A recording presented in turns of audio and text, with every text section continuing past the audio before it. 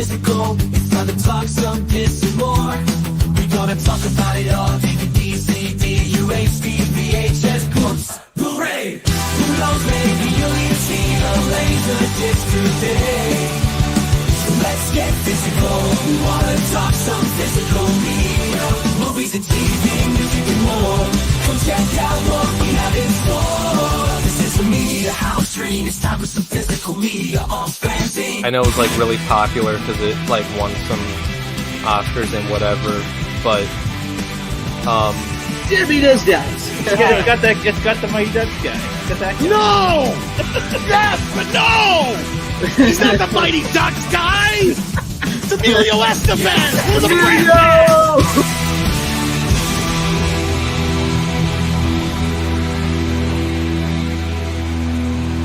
You can never have enough physical media.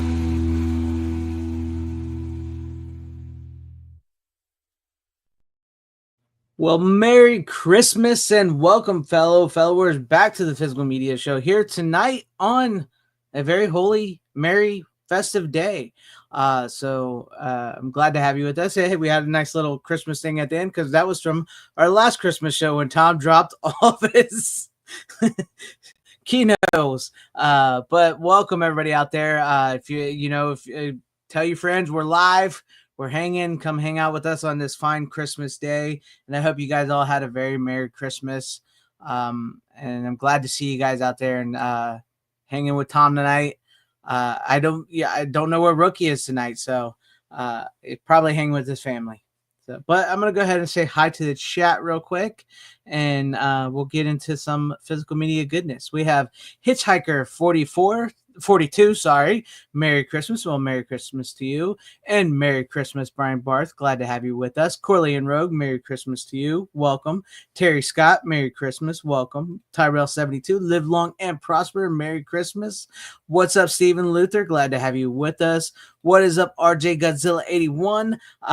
Thank you and have a Merry Christmas yourself. Style Selection, Merry Christmas to you. Yeah, Filthy Animal. And then we have Brian Barth asking, I managed to get the stand 4K Steelbook 1990. Is that on 4K? Is that the Steelbook's on 4K?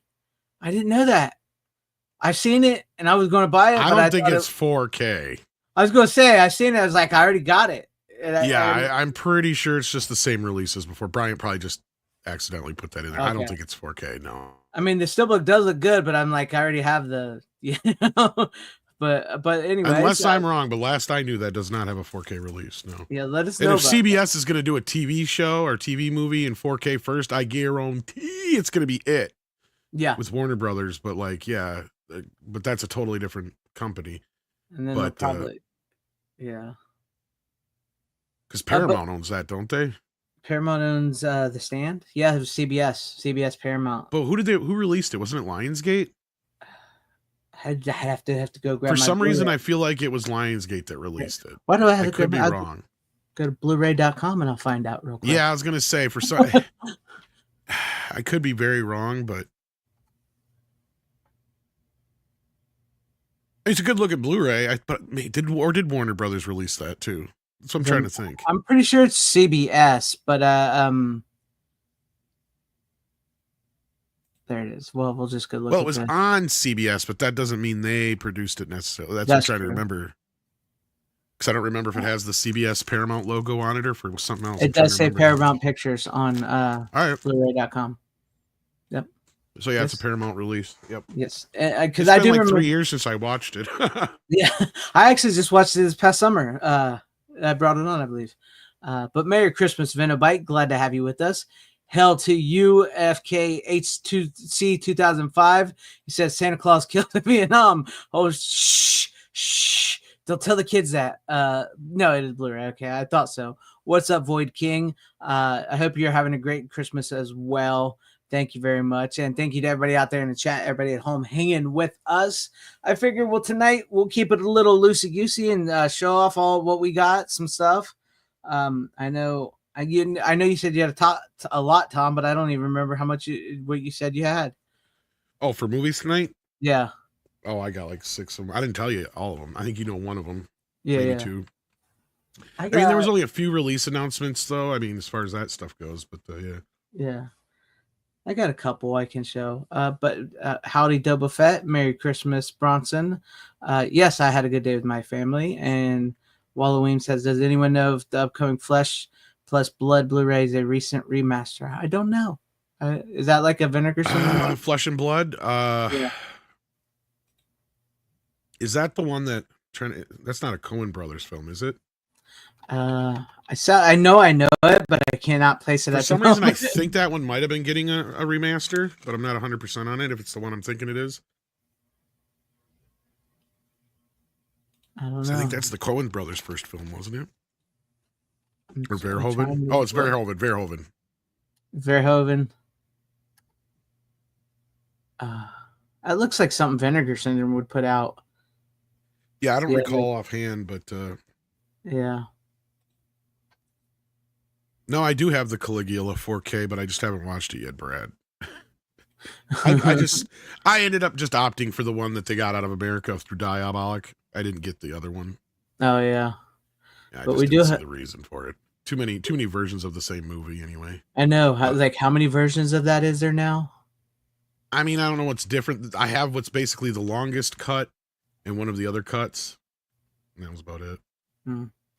We do have a straggler pop in. Oh, look who's here. I'm alive. Rookie. I live. But did he actually watch any movies? I bet he has nothing.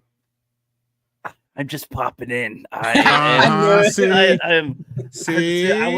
joined, but like I've been coughing my brains out lately, and I'll just be like muting every few seconds. So and I didn't really watch much lately, but I did get this today. Oppenheimer. So I'll be checking out the Oppenheimer later.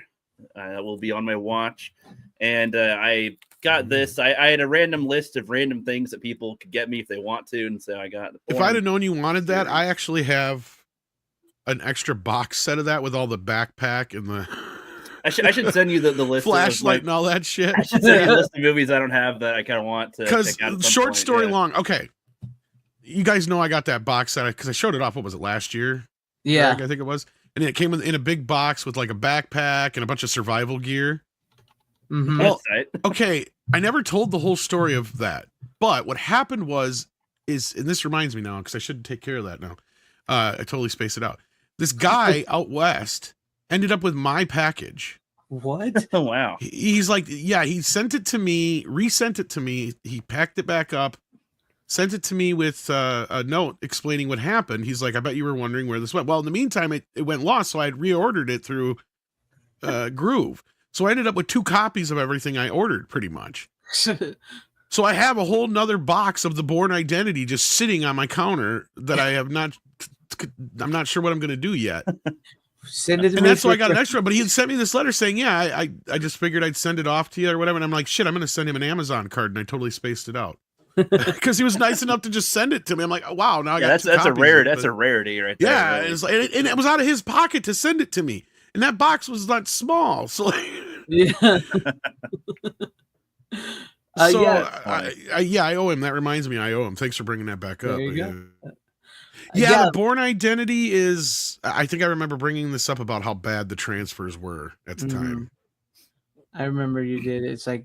The Blu-rays are just as good, if not. Yeah, they're pretty bad transfers. I mean, they're early 4K and they're 2K clearly workflows. So, like, they're all up converts. I think, except for the newest one, I think was true 4K, but that's probably the only one that looked semi-decent.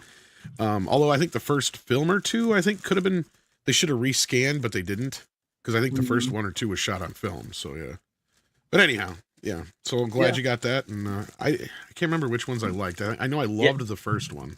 Well, it's kind of funny. It's like I don't really know anything about Bourne, but like I got it was on the list of like movies to get or shows or something that I don't have that I could bring onto the physical media show if I watched them at some point. It's basically like if James Bond woke up one day and forgot he was James Bond. I'm 007? What? The first one? No, that's pretty much what the first movie is. Yeah. It's like.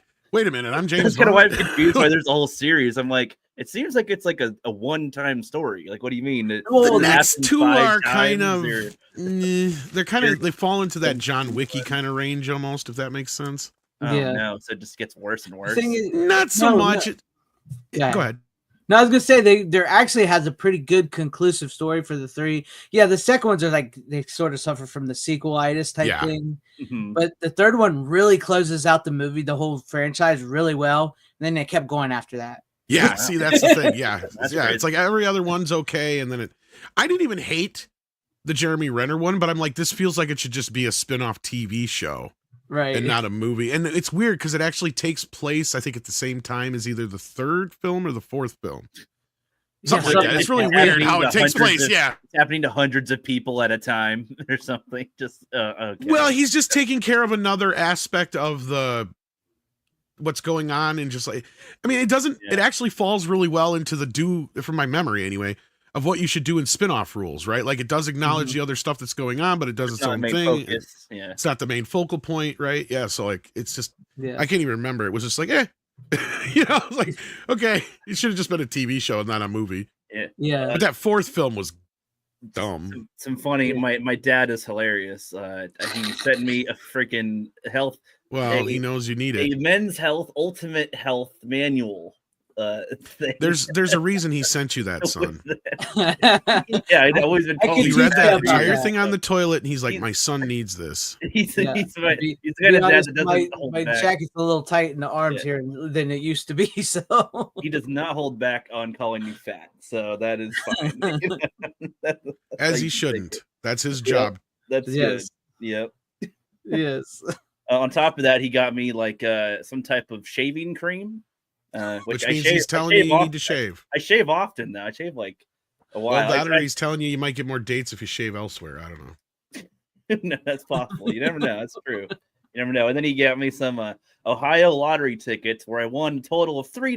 I need to mail the I need to mail the tickets back, and he'll send me $3. That's how that works. Nice. That's our dynamic kind of. That sounds like a father. I'll pull a rookie real quick. Yeah. I got this.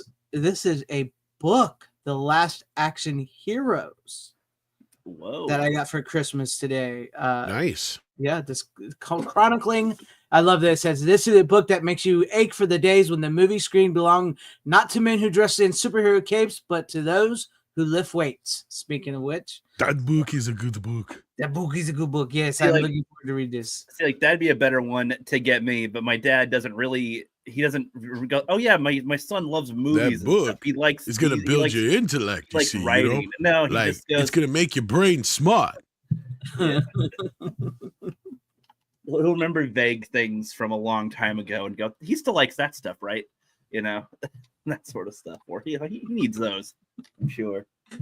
It ain't about how hard you get hit. It's about how hard you hit somebody and run. If that don't work, hit him even harder. That might work. That's the quote.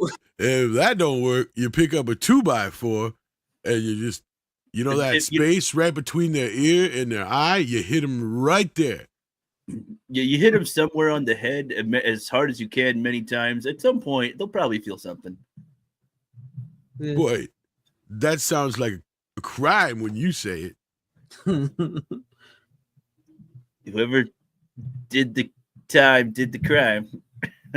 Speaking of, Tulsa King 2 is coming to Blu-ray, and the only other real big Blu-ray announcements we got were Tommy Boy, Black Sheep, coming from, which I think Tommy Boy is coming from Paramount, but Black Sheep is coming from Kino. And then otherwise, I think there was just another couple Kino, and what was the Shit Factory ones? There was Night of the Comet, and I laughed at the other one. I'm trying to you mean Night of the Creeps, I think you mean. Or Night of the Creeps, yeah, sorry. Yeah. And what was the other one? It was like a new movie. Oh yeah, Bring It On 4K. Bring It On, yeah, that's what it was. I'm like, oh god, Shit Factory. Yeah, that's just what everybody wants is Bring It On 4K. For some reason, that also reminds me. My dad got my brother Bring It On for Christmas, and then me, Jeff, who lives at home. What's that? I think he's still trying. Like, your dad is trying to tell you some shit. He's motivating you to get out there, rookie. Get off your ass. Get out of my house. It's the type of thing where he'll also get me like a handheld little pool table with little tiny pool balls and a little pool cue and like a little. He's just humoring you there. Sketch. That's just so it throws mom off. So mom is off the scent. No. No, He's no, sending he's you a not subtle at message. all. No, He's saying, "Get the fuck out of my house. Get some exercise. he lives on the other side of the country. Get a decent job." It's on the other side of the country. That's what's funny. He knows you that. He's your father. He's like, I would know I was twice as lazy as you were at that age. It's like, oh, you're working all the time. That's why you can't be on the physical media show. Well, that's not good. The problem isn't you're working. The problem is you're working the wrong job. You're at Subway, motherfucker. Right. That's probably the true thing to take away from it. Yeah. Man. How old are you now? Man, I'm gonna be And turning. you're not paying any child support. Why are you working at Subway? That's just, I don't know. I guess I'll say it's the victim of being too comfortable. You should at least be working in some no-name fucking company in some office somewhere like Infotech or some shit.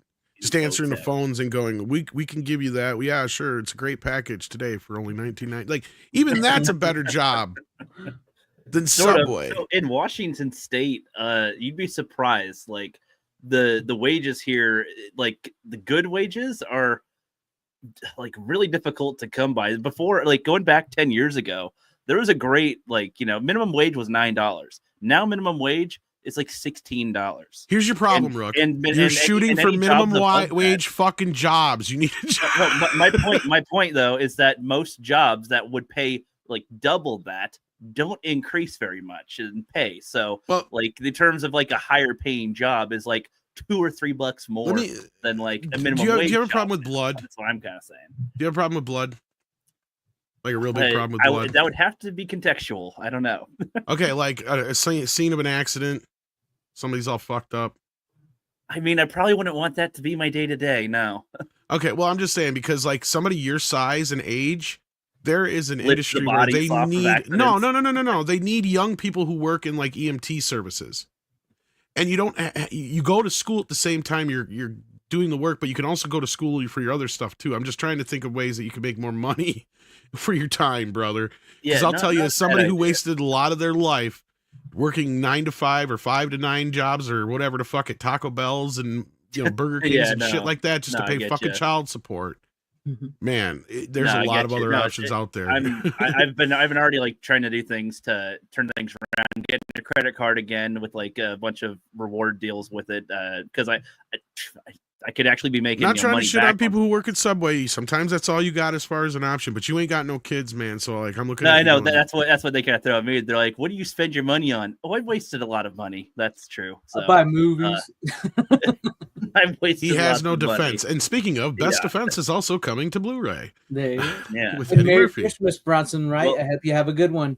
Well, I'll grab a movie and I'll at least show one movie tonight for the show being physically here again for a little bit here. So I don't know if you brought this movie tonight, Greg, because I almost watched it the other night. I'll probably watch it tonight after the show if I stay up long enough. Actually, I got work to do, so probably won't watch it this year. But I don't know if you heard, but Amazon edited. Oh, yes. I actually brought that. I brought that movie tonight. So I didn't know if you wanted to start there or not. But yeah, for those who don't know, for some ungodly foreseen reason, they decided to cut out the part of the cemetery scene on Amazon's version of It's a Wonderful Life. Yes. Because it's too dark for viewers, I guess. Yeah, I will give them credit in the sense that you can choose which version to watch when you do it. What the fuck? Exactly. But still at the same time, it's like, why cut it out in the first place? I mean, are people that sensitive this day and age? This movie is so low tiered. Exactly. That's G-rated shit. If you're getting triggered by that, then a movie is the least of your fucking problems. This is what I'm saying. You piss when the wind blows if you get scared by that shit. So like, yeah. Yeah, I mean, I couldn't believe it. I saw that tweet myself where the guy was like, they edited where he's at the cemetery and everything. And I'm like, really? That's too dark for today's day and age? That's what confuses me about certain things and certain movies and stuff. It's like, they will edit a movie like this.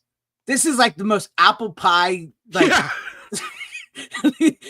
This is the worst scene in the movie is where he starts yelling at her and they kiss, which is actually one of the most romantic scenes in the entire movie.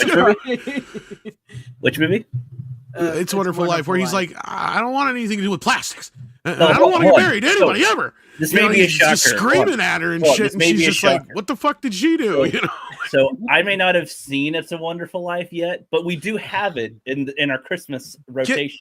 Go it was on. watch it was on while my sister was visiting. It is and one of the greatest films ever made, I was and it's glad- probably one why you scene- didn't like Gremlins. One scene got my attention that makes me go, okay, I will definitely watch this next year for Christmas because it was like, I don't know, just some chick outside in a bathrobe or something. And then That's the best scene in the movie. The dude steps on a robe or accidentally does, and just comes off. You know and what's he's ironic, Rook? That is the scene that Funny that little you thing. saw and you wanted to make the see the rest of the movie because Yeah. that is exactly where, and it never failed for a number of years, where we'd get home from my mom's side of the family's Christmas party on Christmas Eve, and that's exactly where it would be in the movie. So I had not seen before that in the movie until I finally got it myself on home video or saw it one year in completion. I can't even remember which happened first, but I had never seen the first part of the movie until I was an adult.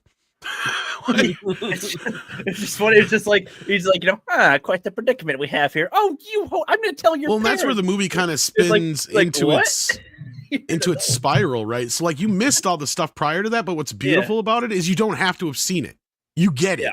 Yeah. Right? It doesn't matter. It works even just seeing that last hour, right? It's just but you need to see it. It's a great film. We do own it, and I will watch it. So that's that 4K looks amazing though, considering they didn't have the fucking negative. Yeah, it's one of the best looking black and white 4Ks you can get, and it's not even from the negative. But yeah, this is why we do the show here. This is why we bring this stuff up all the time. This is why physical media is important. Like I said, I'll give them a little credit for letting people choose which version, but there's no reason it should have been edited in. Wait, so what they edit? What they edit in that? They edited out the scene in the. So, go ahead. No, I was gonna say you go if you want to explain. Well, you just watched it, so go ahead. Yeah, they edit out the scene where he goes to the graveyard after the angel's showing him, where's everybody at, when he comes, because he wishes for him, if they'd never been. It's born. kind of a reverse Scrooge movie, is what it is. It's a guy who, instead of being a horrible person, is a really good individual who has a bunch of shit bad happen to him, and he decides the world would be better off without him, and he's going to kill himself. So his guardian angel shows up to show him his life, what it would be like if he didn't exist at all. Yeah, and all the effect that it would have had, the ripple effects of it. Yeah, and so he's like showing him this graveyard. I think it's where his mom's buried. No, not his mom. Who's buried? Well, there? it's supposed to be. I can't even remember him. Well, or he ends up being whatever. his brother or whatever. Yeah, because right. he wasn't there to save his brother. Yeah, because he saved his brother from going into the ice, and that's where his brother's buried. So they cut it out probably because his brother was a kid when he died. Yeah. So and like don't let these fuckers see fucking My Girl. Right? What are they just gonna watch the first 2/3 of the movie or what? Why would they choose to edit that out? I mean, apparently it was too dark. It's like because people are fucking triggered. Because these fucking wussy soy bitches can't handle shit. It's like saying that they cut out the part in Old Yeller where they put him down or something. Like they would. That's exactly what. That's where we're at, Rook. That's where we're at. They get trigger warnings and then they get told. It's like, what was that one not too long ago where we were like, Greg, where it basically it completely spoiled the entire film in the fucking stupid warning. I can't even remember which one it was. Oh yeah, was it the Goodfellas or? I don't think it was Goodfellas. It was one before that. I'm trying to remember because it gave away a big point in the plot, and you're like. Like, if you've never seen that movie, that kind of gives where the head gangster gets murdered and then the other person's got. No, it was something else. It wasn't that one. It was another movie before. Many of them, because they did Gone with the Wind, they did Goodfellas, and they did. I know what you're talking about, but I can't think of the name. I can't either. But like in the warning, they gave away a big plot twist, and I'm just sitting here scratching my head, going, "Well, that's fucking stupid." In Empire Strikes Back, I know they did Blazing Saddles. They did one for Blazing Saddles too, but that doesn't surprise me.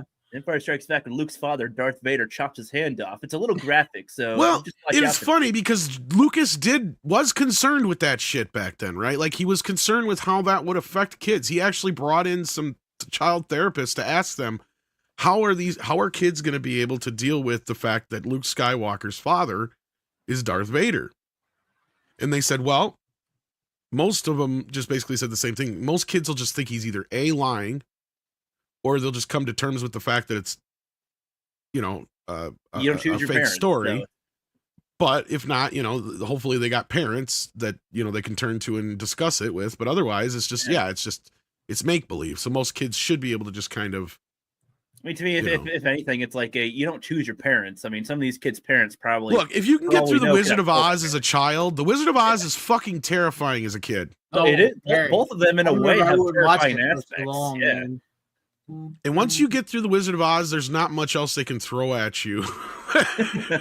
Monkeys, man. So you get through Wizard of Oz, you're ready for Nosferatu. Oh, I want to see it. I'm jealous. I saw it. I'm jealous. 10 out of 10, my friend. Oh, it is brutal. Oh, I want to see it. Not gory, but brutal. I want to see it so bad. But yeah, I get what you mean, because I really used to be scared to death of The Wizard of Oz as a kid. The Scarecrow legitimately scared me, and all of the don't even talk about the witch and the monkeys all together. Just And then when you get older, it's like, and also on top of that, the adults.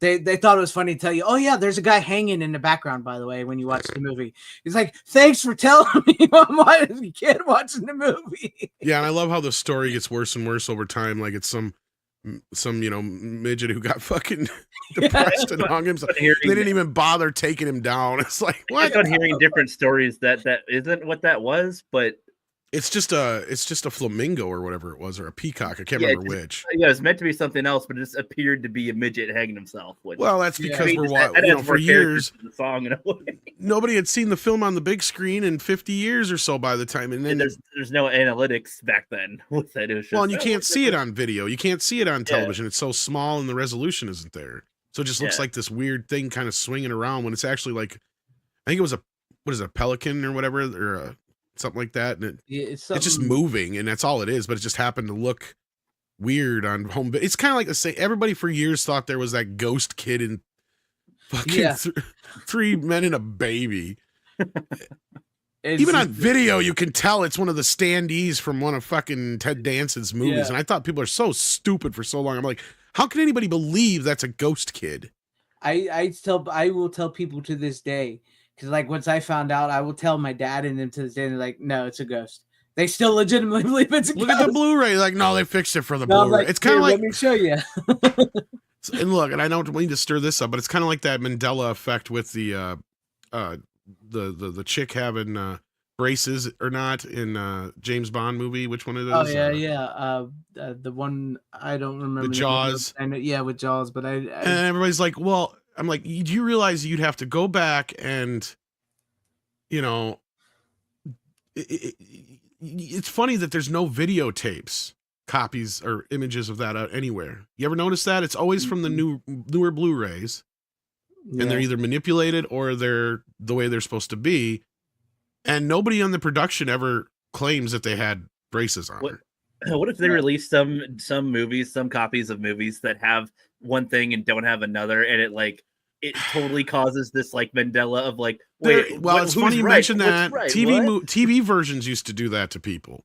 That's because we'd sit around, we'd talk about a movie sometimes, and people be like, wait, what are you talking about? That's not in the movie. And we're like, yeah, it is. And it's because you see it on television or something like that, or even like sometimes they would trim movies down, especially in the earlier days of VHS, just for time compression. Mm-hmm. Yeah. And so like they would be sped up, or they would trim out little bits and pieces here and there of certain things. And then you'd notice a little difference. It really noticed, like, it almost felt like, even though it was the same exact movie, you were getting almost a completely different version when you'd watch like the videotape version of something than watch it on HBO or on regular television, because the pan and scan version was usually different. Mm-hmm. Like they'd frame it differently. So yeah, it would feel like you're getting a completely different shot when it was the same shot. And then sometimes they would actually change things. Take, for example, the Explorers movie. There's a scene that they showed in the theaters when it's River Phoenix's pants gets ripped, and and you see that in the theaters. But when it came to VHS, they changed that scene because of he was a kid and everything, and his underwear is hanging out. So it's a different scene on the VHS. Luckily, with the Blu-ray, you get both versions of the movie, but it's just one different scene.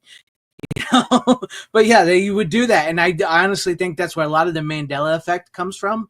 It's like because you get the TV cuts and then you get different VHS cuts, so people get movies mixed up in their heads, and then when they see the actual movie, they go, "No, that's not what happened. this is what happened because they're so used to seeing another version of the movie. Yeah. I guess that's true with me and Tremors as far as like a lot of the words they say, because a lot of them were covered with different words in the TV version. Like when Rhonda's saying, we're going to run like the damn blazes. But in the movie, in the actual version, she says, I'm actually like surprised in the Arrow version that they did not put the TV cut on there, because most people discovered that movie through the TV cut, like myself.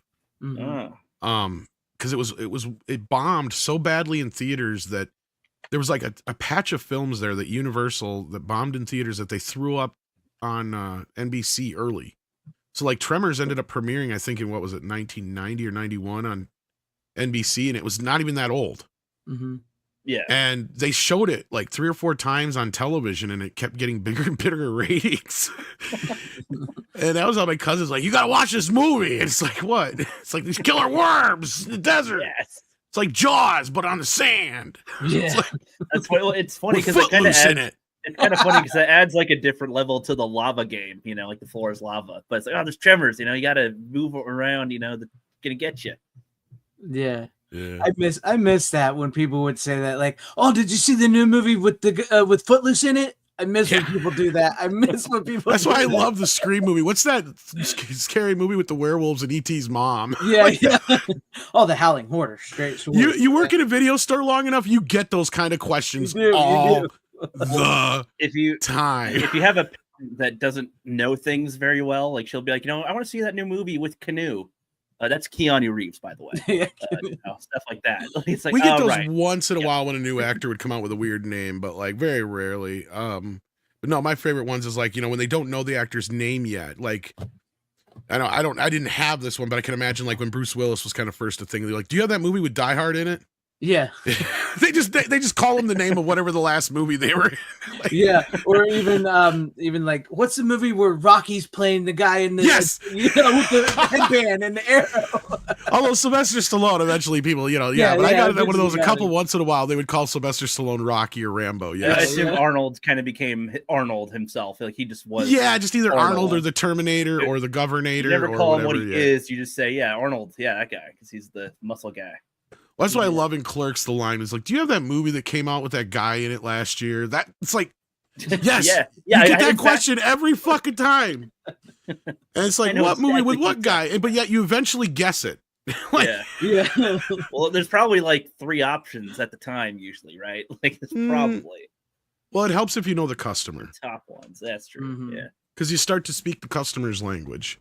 Yeah, and then once you speak the customer's language, you know what they're asking for. Well, again, like wording, my mom gets just one slight word wrong in a title, and it sounds really weird. She's like, "Can you?" It's like, "Let's watch Inside Me," or "Can you put inside me?" And I'm like, she's not realizing what she's saying, but it's like, "Oh, Inside like Out." One, yeah, like the one where there's the people in her head. I'm like, yeah, huh? yeah, I got Inside Out, right? Oh, that reminds me. Well, this is more of a slip out. of a kid, but like I remember when I was dating this one chick, and yeah, it's funny you got that VHS one. I'll bring that back up to that too. But this is kind of cute too, because I was trying to figure out. He wanted to watch a movie. He's like, I want to watch Robobob. I'm like, what the fuck is Robobob? Like and I'm sitting here going, do you want Buzz Lightyear? Do you want Short Circuit? Some kind of robot he wants? And it took us, I swear, like an hour to figure out he was saying RoboCop. So proud of him. Nice. But yeah, the funny thing about that Hardway thing is, yes, they did dub it with Slug in a Ditch, and I said that in school the next day and got in trouble because it sounded too much like the actual thing. Slug in a ditch. What did you just say? Slug in a ditch. He handcuffed me to a bed. That's Slug in a Ditch. Oh, that's great. That's a good movie. Yeah, I do miss those days. See, if the video stores or people, even not the video store, but like if they were still selling physical media in stores, you wouldn't have to worry about watching Amazon and clicking on a copy of Wonderful Life without realizing that they cut out a scene in the movie. So, right. Yeah. Well, unless you have more to say about that, I can actually segue off of that. No, I'm good. We can get because here's another good reason to not perpetuate streaming over disc. I did manage to get my hands on the Seinfeld 4K box set, And I got, Yes. I already watched the first 2 seasons on Netflix, so I kind of scanned through this to compare it. And my God, there is no fucking comparison. It looks like dog shit on Netflix compared to these discs. Yeah. Oh my God. I mean, yes, of course, you still have a few of the bits and pieces here or there that are in that upconverted video. You just can't avoid that. That's what they are. They're there forever. It's never going to change. Right. But the film parts of this look so much better than the Netflix version. The Netflix version is both zoomed in, cropped off, whatever, depending on the shot. And it has like whatever their fucking digital noise, just adding more digital noise to it. Right. Like I couldn't believe it because I'm watching it on Netflix and I was kind of worried about these discs. When I watch it on Netflix, you get a lot of cross stitching and shit from the whatever it's doing, trying to connect the dots from the grain and everything. It's just doing random wonky shit to make the scene look even worse, especially the nightclub scenes. But on here, they look pristine and beautiful. Just amazing. There's no noise, no crap. Yes, there's film because it's film and it's put out by Sony. So it looks and sounds great. My biggest complaint, my only main complaint, is that they didn't offer us or give us both the widescreen and the full screen versions on here. That's it. Yeah, that's weird. Really my main complaint. Didn't they do it like the Blu-ray was one version of it? The Blu-ray gets the widescreen version for some reason, and this version got the television broadcast version. Now, and I did look it up, and there was some people trying to perpetuate that the widescreen version lops off things. It only does it in certain shots from what I noticed, because otherwise it seems like they opened up the 35 mat and just let it go widescreen, which... Okay. You know, watching these versions here, like you don't notice it, like you don't feel cropped or anything like that. So they feel normal and fine. But that version also, it was kind of neat to see it because it did open things up a little bit and it opened it up into the widescreen. And being you're going to do it in 4K, why not? Like, yeah, why not? I mean, at least give us both versions because I also think this box set was like $50 to $100 more than the Blu-ray version because you don't get both versions in here. That's the other thing. You just get the one version. Yeah. You just get 4K. And that's my only other real complaint is the way they're crammed in here. This one was broke, and they don't like to stay in these very well. Oh, yeah. Yeah, they don't. But, you know, they got all the special features carried over from the DVD and stuff, including the alternate version of the pilot episode, which is in standard def, and some deleted scenes, behind the scenes, stuff like that. An alternate episode, bloopers. So, I mean, and this is just one disc of the 9 series season set. And I just got through one. I just wanted to bring it on to recommend it to folks, especially if you find it on sale anytime soon, because it's not cheap. But I mean, it's a long running show. I mean, you got a lot of episodes in here. I was gonna say, remind me, did Seinfeld make it to the HD section of TV when everything started going HD? I don't know if they were there, but they kind of, that's where it was shot on film, if I remember right, too, because NBC and some of the other guys were a little ahead of the game there. Like ER was another one that was shot early on in widescreen and stuff like that. And I swear, up and down, Lois and Clark had to have been at least the pilot. Because if you look on the DVD, there's a shot from the Comic-Con event or whatever it was where they showed the premiere.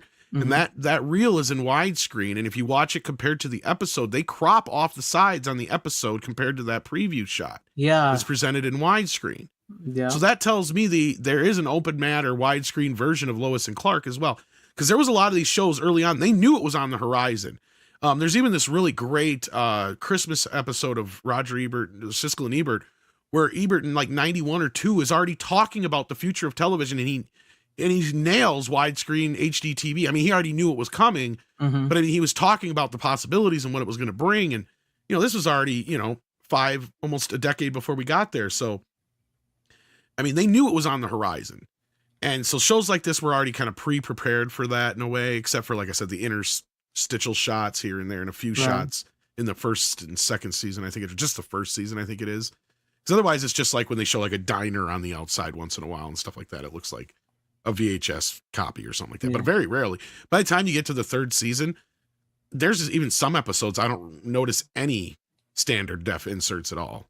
So by that point, they must have, took film, like when they're like in the restaurant and stuff, they got film and stuff outside of there and a lot of the other places. It's just very rarely you get it in just a still image of something that's in standard def anymore by the time you get to the third season. Right. So I was curious. So it looks like no, they did not use any AI from what I could tell at all. So, well, that's good. Better than I Love Lucy. Yeah, and in the bits that are they're just up converted. They're not like, you can tell they're not like over processed or anything. They're just kind of smoothed out a little bit. That's it. Yeah. What makes Seinfeld great? I don't know. It's just a show where a lot of people just connected. It doesn't need to be in 4K. That's the beauty of it. Yeah. Right. There's nothing about the show that says I need to be on 4K. And I even kind of teetered between just getting the Blu-ray version anyway, because I'm like, I kind of don't mind the widescreen cuts. But then I'm like, you know what? Fuck it. I want the full-fledged quality. I want to be able to tell you guys if it's worth the upgrade. And compared to what I heard about the Friends box set in 4K, because I don't know if people have heard about that at all. I heard that's more of an up convert package. They smoothed the shit out of that, but I'm not surprised because women like that show, and women don't want to see grain. No, why would they? Why would they? I remember sitting with one of my exes and they were watching. She's like, "It's all like fuzzy." No, took me like 20 minutes to figure out what she meant by fuzzy, and I'm like, oh, that's the grain, dear. Like, sitting there going through all your settings and checking. It's because she watches streaming so much, she's not used to seeing film grain. Because we were watching Grease in 4K or something like that, some older film she had seen a million billion times, right? I've never seen in that quality before. And I'm sitting here going, okay, this is going to blow her mind with the color. Because she did notice, like, oh, yeah, the colors are much brighter. And I think she pointed out, like, she's like, it's like you can see more or something like that. The resolution part. Yeah, yeah. But then she's like, it's really fuzzy, though. Like, it's so clear it's fuzzy. Or she kept saying, and it took me a few minutes to figure out that's what she meant was the grain structure from the film. Like, no, why? Oh, no. Runner's here. Run in. Yeah. It's time for some SmackDown. Ladies and gentlemen, boys and girls, it is the event of the season. We have in one corner Runner, in the other his replacement Rook. With our powers combined, we are Super Rookie. Yes. Rook's already lost.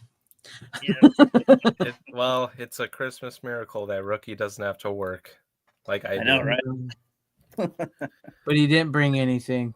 I brought one movie. Yeah. I brought one movie I too. grabbed a movie that I watched. Well, then I guess we'll just wait a little bit until you guys have to go. We'll let you do them. Yeah, I haven't watched much of late. How many did you even have, Greg? I forgot to ask. I had 5 actually. Oh, okay, so we can go pretty much back and forth here. So, all right. Jesus, you're like the new me. Well, this is the most I've had in a while. So usually it's 3. I had 6. Yeah, you did. And I sort of to piggyback off of what you just, a TV show and everything. And John the Beagle's here. I have. Let me. If you're done with Seinfeld, unless you have something else you want to say. No, there's not really. What else can I say besides the show? I mean, you either love the show, you don't love the show, you either think it's worth upgrade. Again, it's like, do you have the extra cash to blow on it? $200 for a 200+ episode TV show in 4K? Right. That's up to you. That's true. But speaking of a classic TV show, but it's not on 4K, I have, because I've been on the kick, Star Trek, the original series, still books. Ooh, nice. Yeah, the only problem I've never seen that version before. Yeah. I've seen it on Amazon. Yeah. I've never seen that. Fuck, that's sweet. How much is that? This was like $65, I think. What? You jerk. The only problem I have with this is it's stacked up on the top of each other. I have. Well, it's almost as annoying as the other version that I have, where it's they're like all stacked on top of each other in one case. Yeah, and then I'm trying to get these out because they're snug in there. Those steelbooks look pretty nice, actually. I like that. It's almost worth rebuying it. Damn it. Season 2, and then of course we have, if I can get it out here, season 3. Now that's one I wish they'd redo in 4K, and there's not so many episodes, so it justifies it. Yeah. So and you'll sell those. Yeah, definitely. If I'd get them 4K. But yeah, these they're not bad for the Blu-ray scan that they did for them, and I think it really just depends on your taste of whether you like the old episodes where they originally aired or the cleaned up special effects. So, well, and they give you both options there, unlike some. Yes, unlike some. And this has all the same special features as the other set. It's all the same. It's just a steelbook set I have here. And just like I said, this was my Star Trek. I've always loved the original series. I love the Next Generation as well too. You know, I love that as well. But you know, there's something about the original series that just always pulls me back in. So I love it. It looks great. Like I said, this looks great. It's just a reprint of the previous release. I don't even remember when this came out. Let me check on here.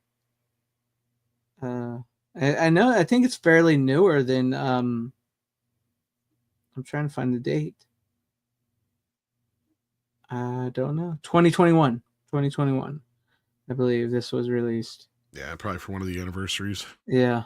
55th anniversary, original series steelbook collection. Yep. There you I go. was just gonna say that's Why usually didn't I they just release them every 5 years or so. They should have read just right there on the back. But no, yeah. Logical. Yes. Typically I don't do the steelbook, but that set I really dug the steelbooks on that. So you know, I had to get that. CBS like scratching my disc. Yeah, I mean it's Trek. Some people are Trekkies, some people are Star Wars fans. I've always been I actually saw Star Trek first. So I you know, but I love both of them. I love both of them. One day within this century, I will watch some type of Star Trek at some point. But I always loved the original adventures. The 4 years, and they only did 3 seasons, but at least they did the movies. To boldly go where no man has gone before. Captain James T. Kirk. What can I say? He's the greatest starship captain there is. Mr. Spock is amazing. Dr. McCoy, just like you gotta love him. Did they ever go back to all the planets that they've like ravaged? Or anything? They don't ravage. That's the whole point of Star Trek. Have you never way, watched Star Trek? That's the prime directive. What the fuck does he think the show is? No, oh my god, you guys take it so seriously. Jeez. This is so funny. He just said ravage. Ravage as in that you can say the prime directive is to like not interfere. What about right? the women folk? Do you leave them alone? Oh no, we come into town and whooping them. We rape them within an inch of their lives. Yeah, I prefer the Stargate. He thinks Star Trek is like the Marauders from fucking Blazing Saddles or some shit. So they go like rape quickly. Is that where they go like, all right, we're gonna go to the planet, we're gonna not interfere, and then they interfere, and then causes something to happen. That I can't argue with. That like they always kind of find a way to. That's what my ravage was an exaggerated term of what I meant. Disturb might be a little bit better, I guess. Change the course of history a bit. Prime directive is more of a guidelines, an actual rules. For Kirk, it's a guideline. Yes. Yeah, that's why I prefer the Stargate method, where it's like, no, they are going to these planets on purpose to look for resources. They need that shit. This is great. I love this. She's been watching Discovery, which is now decanonized, kids. Yes, I heard that. Is that that's the true? video I got to work on. Yeah, that's the video I'm working on. Oh, thank goodness. Who would have thought they would use the crappy ass cartoon to decanonize? Wait, in Discovery, do they ravage planets? Kind of. Okay. I can believe that. I mean, I can't say no. I can definitely believe that's their next thing. We're going to be very peaceful after we punch you. Okay. This is just an oddball compromise that I didn't quite see coming this way. I figured it'd be all or nothing, but whatever. Yeah.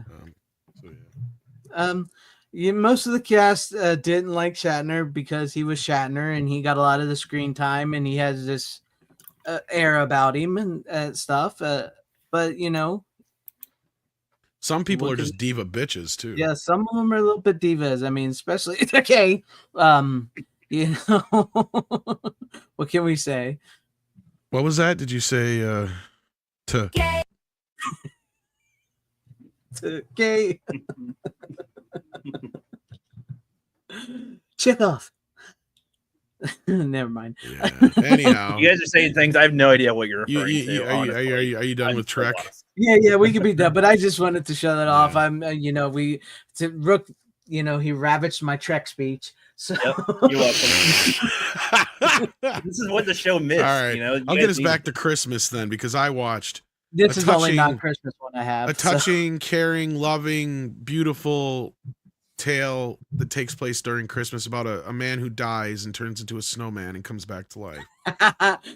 And that movie, of course, is Jack Frost. Nice. Oh, you thought I meant the Michael Keaton one, of course. Oh, is this the one where he Kills Shannon Elizabeth by fucking her to death in a bathtub? Carrot? Yes. Yeah, that's the only scene that I've seen. I'm like, oh my! And it's the only real good. Look, this movie sucks still. It's not very good. Yeah, it's not a good movie. It is a child's thinking play anybody- ripoff through and through, and it just stole the idea of Jack Frost and quickly got it out before that other movie so they could get it on shelves and scare the ever-loving shit out of kids. And what pisses me off is I did not get the lenticular cover I think this initially came with, but you do get either the good snowman or the bad snowman on. You can pick. Is it who put this one out? This is the Vinegar Syndrome version, but I do MVD have the the other one MVD did. I do have the sequel from MVD, but I haven't watched it yet. So I almost watched that because I did a video on that years ago, and it's all of a sudden it's back in the spotlight, getting massive views right now. Because somebody throws out that image every once in a while, and everybody remembers. Oh yeah, there was a killer snowman movie called Jack Frost. It's funny is because that's what my whole video is about. Because I don't know, I haven't checked in a while because I don't do a lot of digital and stuff. But over on Vudu, which is Fandango now, when you look up Jack Frost and you look up this one, all the reviews are for the Michael Keaton Jack Frost under that Jack Frost. So I did a video on that. So like you go through it and it's like What's funny is either one of these movies is gonna fuck up a kid. Sorry, go ahead. My bad. No, that's what I'm saying. That you're right on track because like you said, Jim Henson does it again with Jack Frost, and you're like, this isn't that Jack Frost. But yeah, even the other Jack Frost is a little dark. Like I remember seeing it in the theaters as a 16-year-old or whatever, and I'm going, "This is a kids movie." Yeah, the dad dies and becomes the dad dies in like the first 20 minutes. And he doesn't come back. I mean, he does as a snowman, but it's not like, I mean, at the end of the movie, he's still dead. Yeah, it's kind of horrific to think about being a snowman. Like, that'd be horrific, man. Like, oh, you're a snowman now. Oh, so, okay, thanks. I'm back to just die slowly. Thank you. But no, yeah, I have not watched that movie in a while. I almost thought about watching it again because that video took off. And yeah, that's where like Shannon Elizabeth came from, isn't it? Before she got American Pie, it was like that was her big claim to fame, is she was screwed to death by a snowman in a bad horror movie. Yeah, no, and the movie itself is just basically a bad Child's Play ripoff to where the guy's even doing like a Chucky kind of an impression at some points, it felt like. And I mean, the movie it's almost tongue-in-cheek in a way that it knows what it is, so it's not like you can really hate it for what it's doing, because it's just there. And just the whole thing is so absurd and ridiculous, because I mean the basic plot, as I said, is this killer who's it's weird because he's on his way to be executed when he gets in an accident and gets mixed with this weird chemical that turns him into a snowman, and then and he goes around and continues his killing spree, and he's like this sick twisted killer, right? Of course. So I know he's got magical powers. I guess the thing he gets mixed with is like he can freeze and unfreeze. It's like a liquid nitrogen thing. Can he like multiply or like make little children of himself? That must be in a sequel that I haven't seen. Then I think it's in the sequel. Yeah. Which I takes have place never watched on the an sequel. island, I noticed. Yeah. But yeah, Jack Frost, very Christmassy there, Tom. Very Christmassy. 'Tis the season. You say it's more or less Christmassy than Die Hard. You'll tell by my picks tonight. I had a pretty dark Christmas, except for maybe one. Okay. Do you want to build a snowman that will go around and kill people? Have you guys seen the movie TSA? That's the fucking song right there. Haven't seen what movie? TSA. It is Die Hard, but it's an airport guy, and it's really, is this that really new late. Netflix one with fucking Carry On? No, or maybe I don't know if they're in it or not. It might be called Carry On. I'm just calling it TSA. Or Carry On. That's what it is. Yeah, Carry On. That's Carry what it On. is, Yeah. It's But got it's what's his name? Channing Tatum in it. I've heard it's really bad. Not Channing Tatum. It's the guy that played Elton John. other guy who's like somebody, Oh, but he's like Taron Egerton. Taron Egerton and Jason Bateman. That guy, yeah. Okay, because somebody said it. Oh, I they heard of said that the wrong movie. name then. It's like it's really like a really boring Die Hard, where you're just kind of like, wow. It's like if they're trying to make Die Hard more realistic, where it's like, okay, so there's just a guy in his ear that's like, all right, I know information about you. We're trying to get a thing, and you just need to be chill and do a few things. So it's try hard. And the guy's like, I don't want anything too bad. I don't know, man. It's just like, I mean, there's effort in that it's well made, I guess. But I'm like, man, this is like a Netflix movie through and through. That's just like a waste of time. You know, I love. no. I love when Rookie's back because we end up talking about a Netflix movie on the physical media show. What's funny is the first time I heard about this movie was last night, and I've heard it talked about no less than like 5 times in the last 24 hours. Yeah, that's because it's really lame. It's just a lame Die Hard. That's what I've heard. It's try hard. Yeah. Yeah, it's try hard. Well, actually, it's not try hard enough because he's like a loser who lets the So world. it's try pass hard by. too. Try harder. Yeah. Sounds like it's in an airport. So I mean, there you go.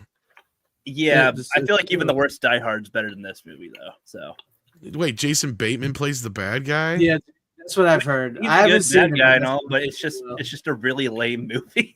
I don't know what else to say. There's just some guys who just don't really fit the bad guy mold, and he's one of them. Yeah. Even with a lazy character, he can get away with that. Mm-hmm. But I just can't picture him as a villain. Yeah. I didn't plan on watching it or anything, so No, whatever. I just mentioned it because you mentioned because Die Hard was brought up, so I was just like, all right, yeah, just Oh brought it Lord, up. nobody brought up Die Hard but you. No, I did. We talked Die Hard last week. Anyway, I'm done with. There's not much to talk about with Jack Frost. I didn't watch any of the special features or anything, but it is scanned from the original negative. It's an older scan though, you can tell. But it looks all right for the most part. Sounds all right. There's a few interviews and stuff on here, but I'm assuming it's identical to the MVD version. I honestly don't know which one came out first, to be honest with you. I think the Vinegar MVD Syndrome- version was second. Yeah, I was gonna say 'cause Yeah, this the says MVD was 2016 second. and it comes with a DVD, and they quit putting DVDs in these a while ago. So Yeah, that's true. Yeah. Hot Frosty was that like Hot Frosty. Oh no, I heard about that one. that's like one of the Hallmark style Hallmark movie, ones. but it sounds like a fucking something you do on a. It's like a Christmas sex move. Hey, lady, hey, girl, want to come over to my place? got her to and do the form Hot a hot Frosty. Form a hot Frosty tonight. I'll let you use my stick to stir. That's where you're doing a chick and you do her, Cinnamon flavor. and then after you're done, you have her, till it's all like nice and smooth and frosty, and then until you're all done. And then you swing around the room. That's right. Then you swing her around the room by her hair, and you paint the walls with that shit. You're gonna learn today. Jackson Pollock painting all up in this motherfucker. All right.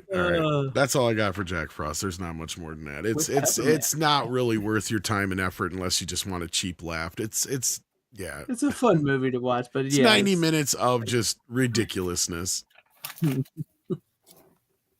All right. Well, speaking of Christmas spirit and whatnot, Trancers. It's a Christmas movie. I need to readjust my new camera. But yeah, I got Trancers here. They still need to figure out what the fuck is wrong with that. Yeah, the 4K. That's why I have the Blu-ray, the original Blu-ray, which is actually better than Not the 4K. much better, but a little But, better. Yeah. a little. The color at least is better on the original Blu-ray. Because I don't know what they did with the color on this, especially in the beginning. It's weird. But no, if you've never seen Trancers, Trancers is a great 80s sci-fi time travel flick that's often overlooked by time travel people, but it is a bit of a Christmas movie as far as I'm concerned. Jack Death is back, and he's never even been here before. So it's set in the future of Angel City 2247. Jack Death is a Trancers hunter, which is these people that basically sort of become like zombies, like weak-minded people who like use as like zombie things, and he tracks them down and he kills them. And the guy that's controlling them has time traveled back through the past. But the way they time travel is they send your mind back to the past into one of your ancestors.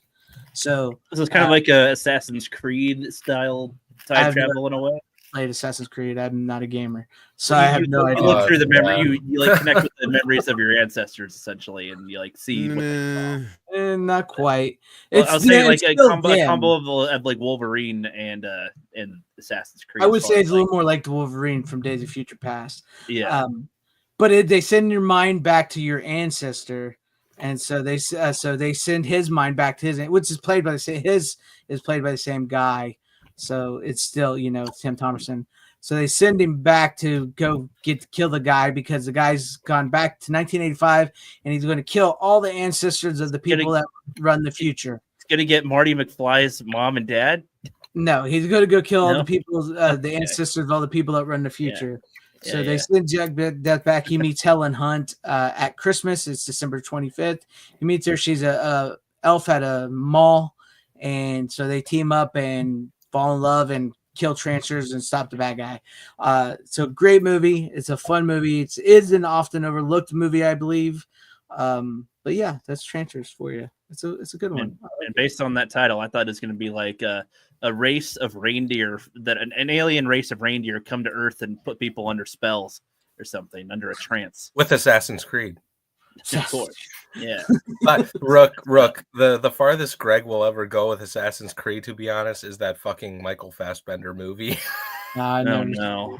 I'm kidding. I didn't even watch that shit.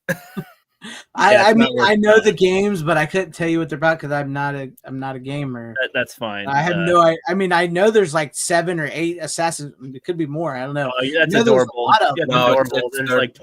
It's like they're iconic. At least 20.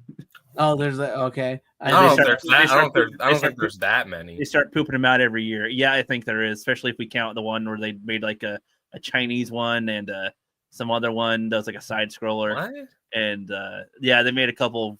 They cranked these suckers out for a couple years. Like they did not want to make any. They did not want to have one be good. Well, they did a Viking one last time or something. That was Valhalla, but that was a while ago too. And then they did Mirage, which was going to be a DLC. Okay, they don't want to hear about this. Okay, they don't. You can tell the young ones like video games. Ones. So okay. You get the kids on, and we're gonna talk about stuff, okay? But okay, let's move on. Trancers, yes, Trancers is a great movie. You should check it out sometime. It's a great 80s sci-fi flick. And Hollowfield, if you have never owned it, up until December 30th, Full Moon Features, which is where this comes from, is they're having their sale, their Christmas sale. Well, I guess their year-end sale. I should say. So it's on sale right now, the Blu-ray or 4K. Blu-ray, you'll get the Blu-ray cheaper than the 4K, way cheaper. Mine was free. They sent it to me free. Sorry. But if you want to go ahead and get it, you can get it now. Why it's cheap. So if you have the money, but I know with this being Christmas, I'm sure you guys probably all everybody out there probably spent some money, not only on their kids and themselves, it happens. But no, I recommend Trancers. It's a great movie. I tend to watch it every Christmas because it's like a Christmas movie. I mean, it takes place in December, and they even dance to a punk rock version of Jingle Bells. So it's a great scene in a punk bar. They're dancing to Jingle Bells, the punk rock version. He kicks some ass. So, but yeah, there's that. Like I said, most of the ones I have tonight I've actually brought on before because I've been watching them at Christmas. This feels like the least Christmassy selection you guys have picked, honestly. Well, we started off with The Wonderful Life. I got 2. My last 2 will be very, very Christmassy. Very Christmassy. My last 2 will be. But let's go ahead and go to Tom if you're ready, because that's all I got for Trancers. So, Tom, if you're ready for your next pick or whatnot. Or one of the youngins can go. Depends. I know you guys only got 1 each. I actually got 2. Oh, now Runner's got 2 all of a sudden. There's one movie I got that I want to show that I got for Christmas. Well, go ahead. I'll pull you. You can show one right now. That one right now. I'm going to show the best for last. this movie I actually watched like earlier in the semester with my roommates. Project X. X. Project I've seen X. that. Oh, you have seen this? Yeah, I actually Oh. own that. Oh no shit! Yeah. I didn't think that'd be your kind of thing. I feel like Rookie would. I saw it. I didn't know what it was, and I bought it. And you But I've watched it? seen it. It's got some good boobs, but I'm not really fond of the found footage. Of course, that's the thing you took at. Fucking boobs. You know what? If I want to convince him to watch a movie, I'll just tell him there's boobs in it. There's boobs in the movie. He'll get it in a heartbeat. That's the trick. That's the trick. Trick with Greg. But Rookie, you've probably seen this, right? No, it doesn't ring a bell. Actually, no. Okay, because I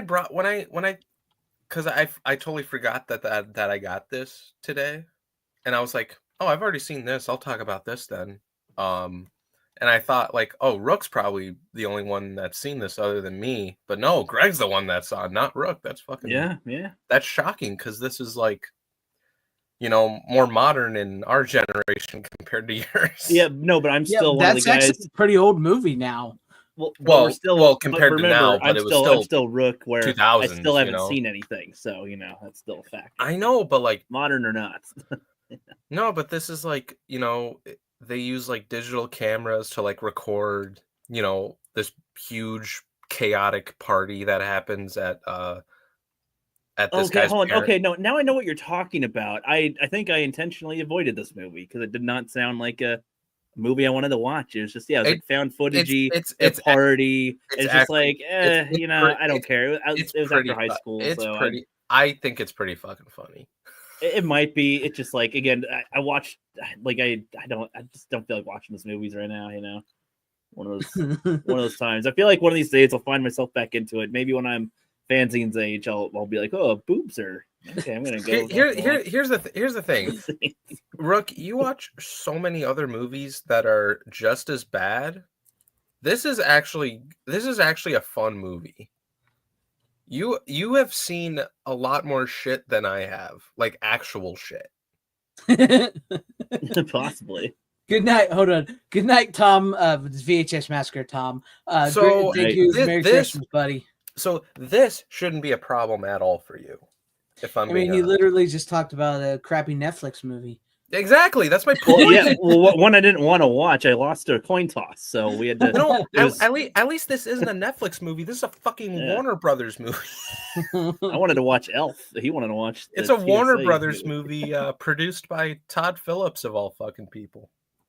Oh, makes sense. All right. Well, this is before Joker 2 and that whole bullshit. Yeah. This is where Miles Teller came from? He was in this movie, yes. He makes like a short appearance in it, but he just plays himself because like he's just Miles Teller in it. They're like, oh my God, Miles Teller, we gotta fucking invite him to our party. Like that's why he was there. It was just like a surprise, like guest type thing. But he wasn't even famous at that point, though. What year did this come out again? Oh, 2012. Yeah, I just graduated that year. Jesus Christ. Graduated from high school? Yeah. Okay. How old were you at that time? Oh God, how old was I? Were you just entering high school or something? No. 5 years old. I was not 5 years old. No, I think I was in 4th grade. Oh my goodness! Yeah. Now who feels old, Rookie? Lately, I've been feeling very old, especially with my coworkers. They're like, some customer came in and they're like, "Yeah, we're gonna do a burr." I was like, Jesus Christ, I didn't. And then my coworker was like, "Oh yeah, totally, that sounds fun." I'm like, what are you saying? The burr? Like, is this like a dance? What is this? And like, no, it's like a Christmas gift exchange, like burr. I'm like, yeah, God, I don't know, man. I don't know. Kids say weird things these days. Anyway, yeah, different slang. Yes. But no, it's a fun movie. I think. It's low, but I mean, there's a ton of other movies like this. This is one of the better ones, I think. It's a fun kind of party movie, and at the end, it just gets completely just fucked over because there's a fire that happens in the house at the end, and there's a fucking helicopter that just splashes a bunch of water down, and the fire department's involved now, and cops and all that stuff. Greg knows what I'm talking about. And then the kid like gets in like really deep shit at the very end. Yeah, but he becomes a legend. So Yeah. it's cool by the end of the movie. Yeah, that's true. That's true. He threw the best party ever. But like, I don't know. It's a pretty fun movie. I mean, the only reason I heard about this movie is just because of a bunch of like memes and shit on the internet. Just a bunch of screenshots. This movie? Yeah.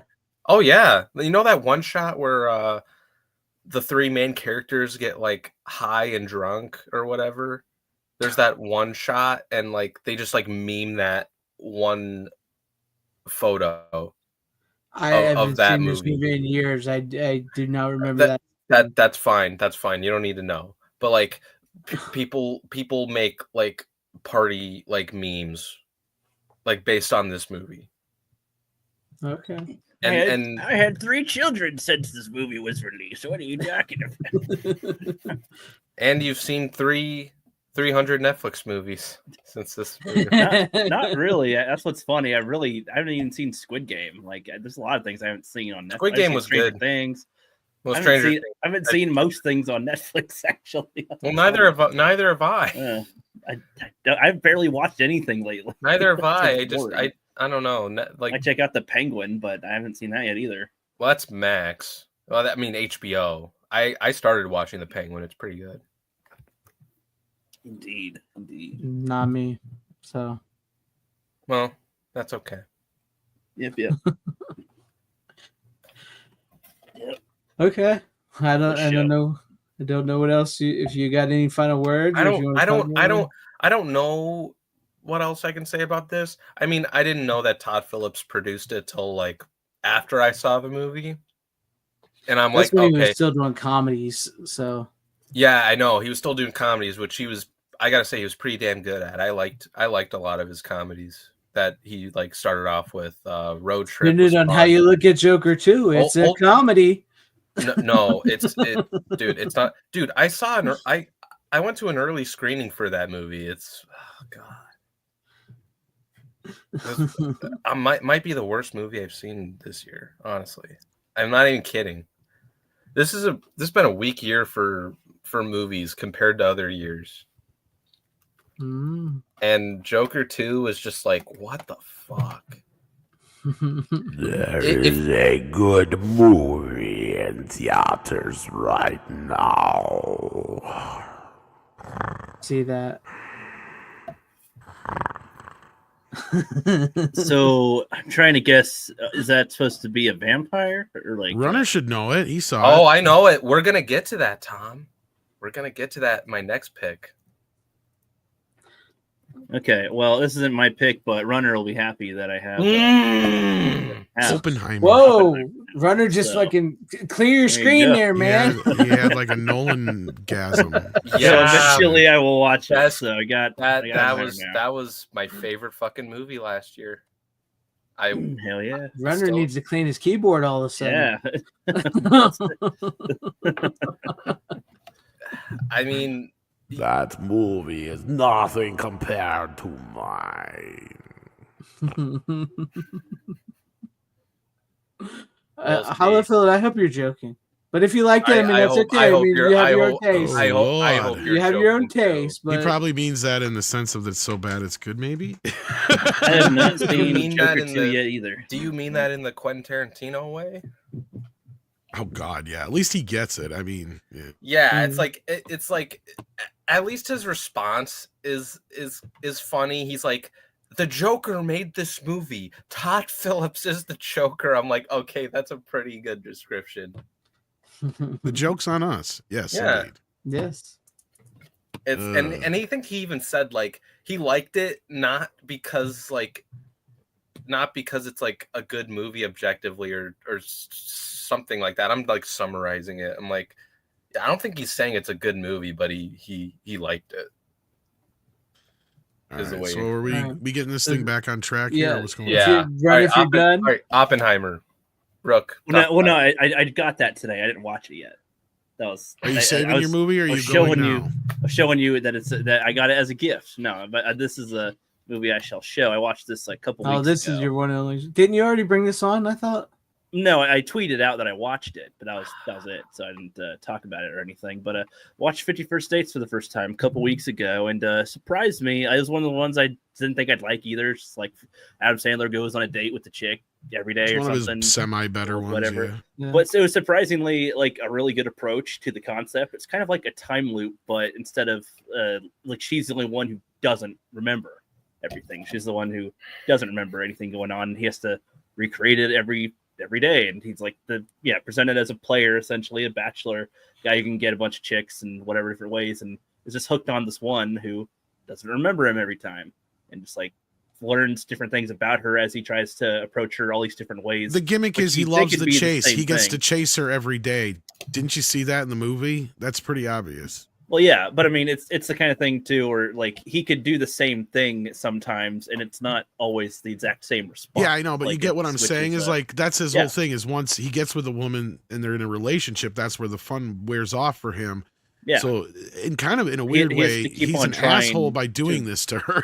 In It's a kind of way, like a weird kink. in a way, but it, like her whole situation's bizarre anyway, and the way that like that her dad and brother were like treating it was like just keep her in the same zone every time, don't let her experience new things at all. And then the aspect of her like writing it down in the diary or keeping videos and pictures, so that was like kind of a good idea. So like she can kind of experience new things even if she forgets it every day. Like she can, there is still something planted there where she can see every time again something there. I don't know. I thought that was kind of good. And it doesn't end with her being able to remember everything at the end. Like they stuck to their guns that she still has this problem, even far into them having a child, which just surprising. Like an Adam Sandler one, you know, it's hard to tell if it's going to be all goof, especially in this one where you have like a walrus vomit on people, and then also have him like try to charm Drew Barrymore the whole time. Like, Well, what did you expect? She was going to get better interesting all of one. a sudden at the end of the movie? No, I just said I'm glad they didn't do that. If they did that would have Well, been really no, stupid. of course, because it's actually based on a real, what do you call it? Medical condition. Yes, medical condition. Thank you. Yeah, because even I remember when that movie came out, there was a bunch of people they were talking to actually had that condition and stuff, and families of. Yeah, but I don't know. I just thought it was a good approach on him, and it was a lot better than I thought it was going to be. Really good, really good. Yeah. What do you think of it? You guys seem very bored. No, by no, it is so I don't actually know. no. It is actually one of his good movies. I do enjoy that movie. I was just yawning. I'm sorry. Yeah, it's not nearly as good as The Wedding Singer, but it's like in the mid-range. Yeah, I haven't seen that yet. Speaking of Adam, did you guys see that really crappy trailer for Happy Gilmore 2? Yeah, It looks like a it really looks like shitty, it looks like crappy an like Netflix Super movie. Bowl ad. They're Looks like a seriously Netflix making movie. another one. What? Worse, it looks like one of those stupid Super Bowl ads where it's not even really a movie runner. That's No, what I'm you're like, right, what are you're they right. selling? You're I'm right. like, what the fuck is this? No, that's a way better You're description.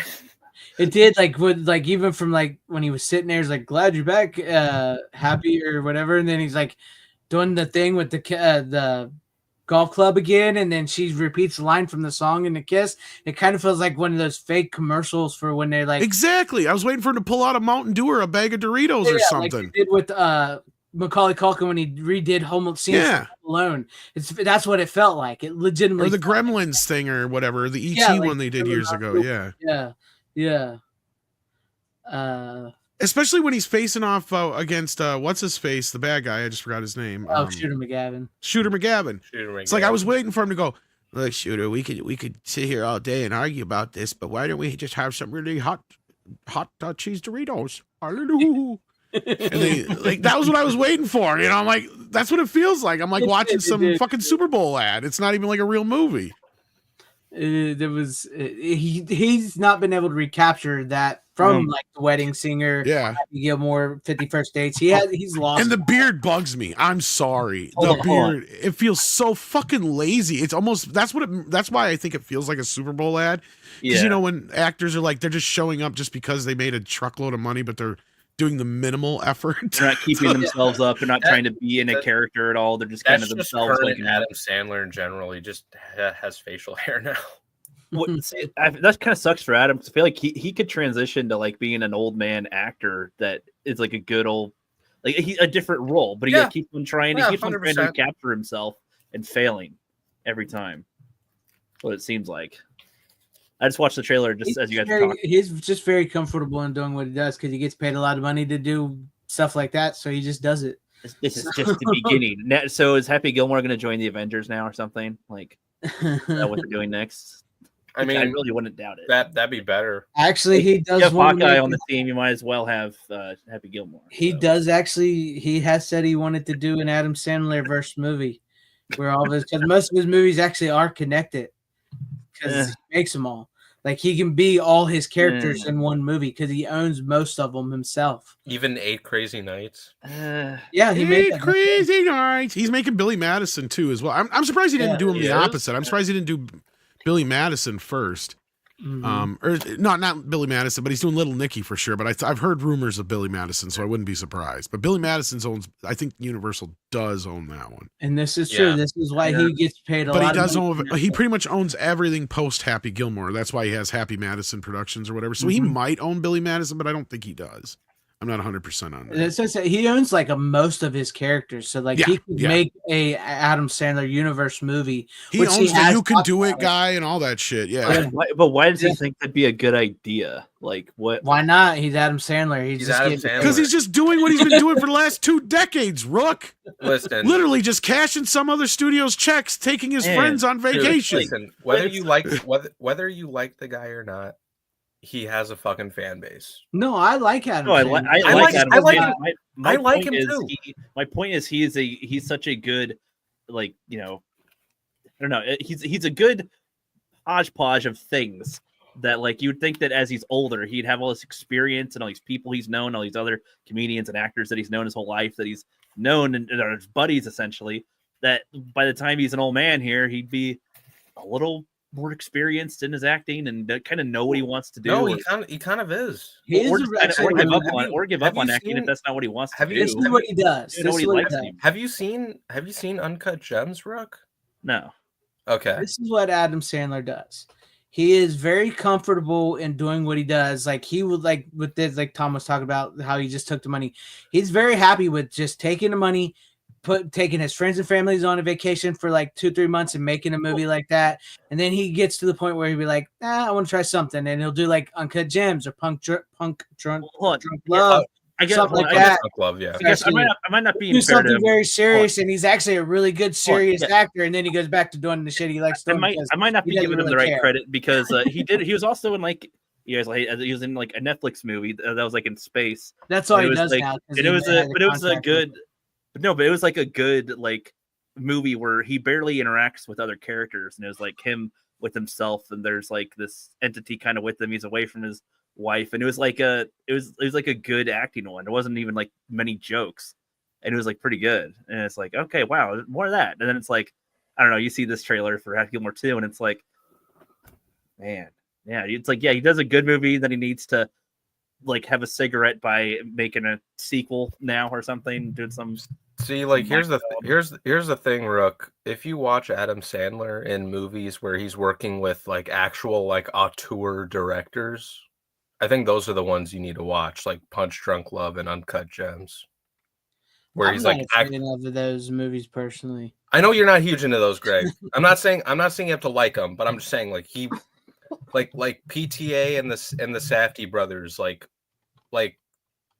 you know, they're like with their track record, it's like Adam Sandler. Like when you have an actor like that working with them, it's like they're gonna get a good performance out of that guy. You know what I mean? Yeah. Like that.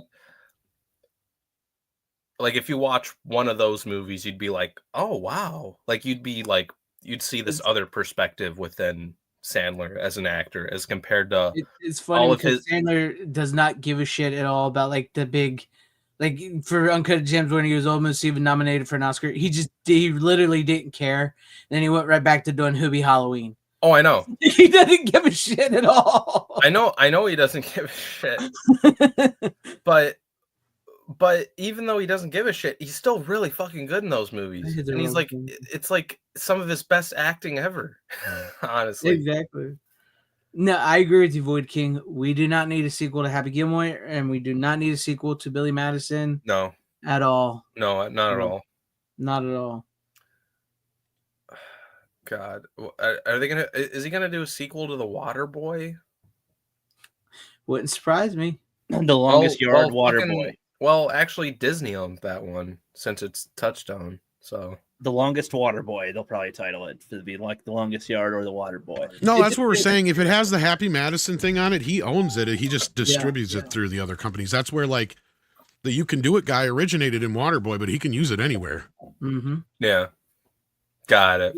You know what's funny about that? I just learned. I know you guys aren't into wrestling, but I just learned about this. Is like, the guy that owns I think it's called AEW Wrestling, actually paid. I guess it would be Adam Sandler, millions and millions of dollars to use the Captain Insano character from Waterboy. I thought that was insane that they would pay that much money just to use that character from Waterboy. But anyways, Wow. But yeah. 51st Dates is great. Yep. But I'm disappointed in you, Rook. I thought you actually watched Oppenheimer. I was excited. I mean, I started off by saying I got this today, not Okay. I watched this today. So, Okay, you know. it's still disappointing either way. I mean, I know I'm not the type that gets a movie and instantly watches the movie. Sometimes it might gather some dust first and then I watch it. You know? No, because I'm genuinely like curious what you think about that movie. You shall be the first to know. As soon as Okay. All right. Well, if you're done there, Rook, I guess we'll move on. Yeah. All right, Tom, are you ready for your next pick? Yes, this is one we've talked about many times, so this will probably be a quicker one too. But for the holiday season, a whoop-de-doo. I watched a classic about a man who was shaped by Santa Claus in his formative years. And with that, he wanted to spread the joy, love, and horror that Santa inflicts on people. Billy is back, baby. Billy's back. And for Cute.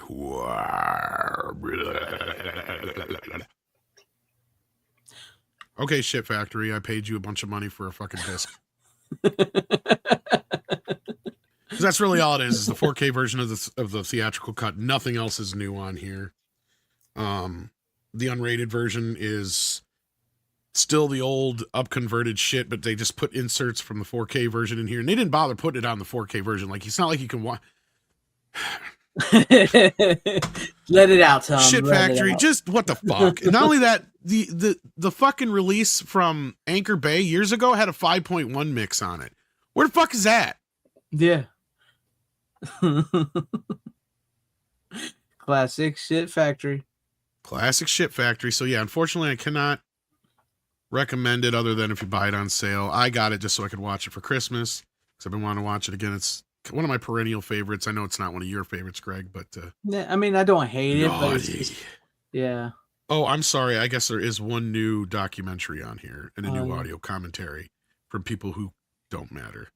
I mean, you do get to see Linnea Quigley's boobs in the movie, so Well, yeah, but I mean, before he hangs her well, up. that's on what's the funny anchor. is even though they got the negative for the movie, there's still some shots and shit that are clearly not from the negative. And the funny part is it's a lot of the more gory or bloody or the gory and nude scenes. So that tells me somewhere somebody went and clipped out those scenes in their entirety from the negative, and they inserted shit in between there for the cuts, probably. So somewhere in somebody's closet is the uncut trims, probably from this movie. And then in about my 5 guess. years, we'll get a new uncut version on 4K. And hopefully it won't be from Shit Factory. Maybe it'd be from Vinegar Syndrome or somebody by then. Somebody's got them. Yeah, somebody. Yeah, I mean, I don't hate the movie. It's just, like I said, I've always had a bit of a problem with Christmas horror movies. This one isn't. I mean, this one is, though, like, when they talk about it, this is a bit of a classic. It's like Halloween, you know. It's not bad. I don't hate it. So, but it's not like something I watch regular. The weird thing for me is the story is better than the movie actually is. Mm-hmm. Like the story itself is more competent and kind of well thought out than the actual acting and execution of the movie itself is. Like, this is one of those movies that kind of cries for a remake done in a little bit more serious tone. Yeah, I can see that. I would pay to see it if it was done right, not with like the modern sensibilities and stuff. It would be great. I mean, we'll get some. I've seen some good horror occasionally recently. Some,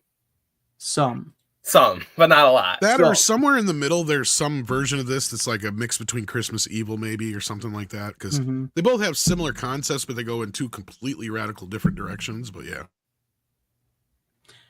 Basically killers who think they're Santa Claus, but go. Yes. And I remember you brought on the Christmas Evil. I think it was last year. It was like where the guy slowly goes insane or whatever. Yes. And it's like an unreliable. He actually kind of like thinks he's becoming Santa Claus. Yeah. And then the end of the movie, you're like going, did he become Santa Claus? Yeah. You had me really interested on that one. I wanted to see. It's not a great film though. That's the thing. Like, don't get yourself all like because like. Silent Night, Deadly Night is still the superior of the two films, even though I think this movie predates it by like 10 years. But yeah, no, only 4. Never mind. It says 1980. I thought it was older than that. It feels older than that. That's the other problem with Christmas Evil. Yeah. But we do have a $10 super chat from Deleted Scenes. Steven says, didn't know you were on tonight. We'll catch a replay. Merry Christmas to all. Merry Christmas. Merry Christmas. I didn't know they were Shitter's full. I didn't know they were going live either till like everyone, like all my family members. Do you really think Greg and I got shit to do tonight? The kids have already ate and opened their gifts and went to sleep, so I'm good. So I ain't got what else am I gonna do? Well, I mean, I got one, but I mean, he's grown, so yeah. Yeah, that's all I really have to say. I didn't watch the new thing on there, so I didn't even really notice there was a new thing on there. So I guess I give him credit for that. Yeah. But it's like you were just saying though, for you, Steven. Merry Christmas! Dinner was full! Should have also got, what else I should have got? Garbage Day. Speaking of Silent Night, Deadly Night Part 2. So would you say real quick before we move on here, Blu-ray or 4K? What would you recommend?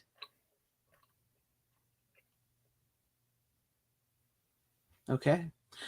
It really just depends. Sorry. I mean, the standard Blu-ray before was already pretty good looking because it was from a 4K scan. But this actually, that's one thing I will give this. The scan, I think, is a newer scan they did. They must have redid it. That or they just did a good enough job the last time because it looks amazing. As far as the look wise, they didn't manipulate it really at all. I didn't notice. I mean, it doesn't look like it had any excessive cleanup or anything like that, any DNR or AI or anything like that. It looked completely natural, and you get plenty of grain, and it looks great on that part. But yeah, that's the best I can give it. Okay. And Barbara, I think we talked about this before. I think Mickey Rooney was actually tricked because I don't think when he made that movie, it was originally supposed to be a Silent Night, Deadly Night sequel. So if I remember correctly. So yeah, but that's kind of yeah, he was very outspoken on the Silent Night. Mickey Rooney was, and because there was a big thing with the movie. People were boycotting it, said it's unchristmassy, it's this, that. You shouldn't watch it. And then Mickey Rooney was big outspoken about it, and then he ended up being in I think part 5, the toy maker, the toy something, if I remember correctly. So. And if I remember right, that was the original title of the film, because I believe you're right. Because I think we broke this down, I think last year or the year before when that came out and stuff. Yeah, because we all went through them. And they're horrible. The sequels are fucking wretched. I mean, if it wasn't for like the second half of part 2 with the guy, like I said, with the whole garbage day and everything, the second one isn't even hardly worth it. Then after that, they just get even worse. Well, when I say sequels, I mean 3, 4, yeah, I know, 5, you mean and 3, whatever. 4, 5, yeah. And I think there's only one of them that ties back to the original again, if that. Yeah, I think what's his name, Chop Top Mosley guy plays the same character from part 2. That's right. Yes, movie. from in part 4, and that's the only one. And it's so batshit crazy stupid that yeah. 6 and some Christmas boobs. Yeah, I've seen that. Thank you, Six. Are they between mistletoe or is the It's between two bushes. I guess, yes. Well, thank you, Six, for the $5 boobs and Christmas trees. 69, dudes! Merry Christmas. Merry Christmas and a Happy New Year. Thank you, Six. And then also we got another $5 super chat here from Ace Anlin that says, watched White Christmas for the first time tonight, and what a fantastic movie. They don't make movies like that anymore with great dance sequences. I agree. Yeah, I like it more than I do Holiday Inn. Yeah. Yeah, I've never understood the Holiday Inn thing because I know people say that's like that's the first one or whatever. Like I was watching it, it's a quasi semi sort of remake of Holiday Inn. They have a very similar-ish story, but they get there in very different ways, and they share, I think, a couple of the same songs, if not just White Christmas, if I'm not mistaken. Yeah. But the other thing with Holiday Inn is it's like every holiday is celebrated in it, even though they kind of key in more on Christmas. This one, if I remember right, is more directed towards Christmas. Yeah. Now, I might be getting them flip-flopped because that's the problem. The plots are very silly. It's basically like a story leading to these two couples getting to a lodge where they put on a show for whatever reason. One, it's because they're hired, I think, and the other one is because they want to do a tribute to their friend from the war or something like that, if I remember right. But like, yeah, so like it's this whole like thing they do, and then it's really the show is the centerpiece of the whole movie in both. Right. Yeah. So they go through the whole show and it leads to the whole I'm dreaming. Yeah. Which is actually like I think in the middle of Holiday Inn, but like I think you're right in the White Christmas version, they save it for last or whatever. Yeah, I think that's a big show on it. But thank you, Ace, for the or it comes in twice if I remember right, just like in the because it's like I think the second one is actually more of a musical if I remember right too. Or second one, the remake ish. The remake. Whatever you want to call it. Yeah. Excuse me, but thank you, Ace, for the $5 super chat.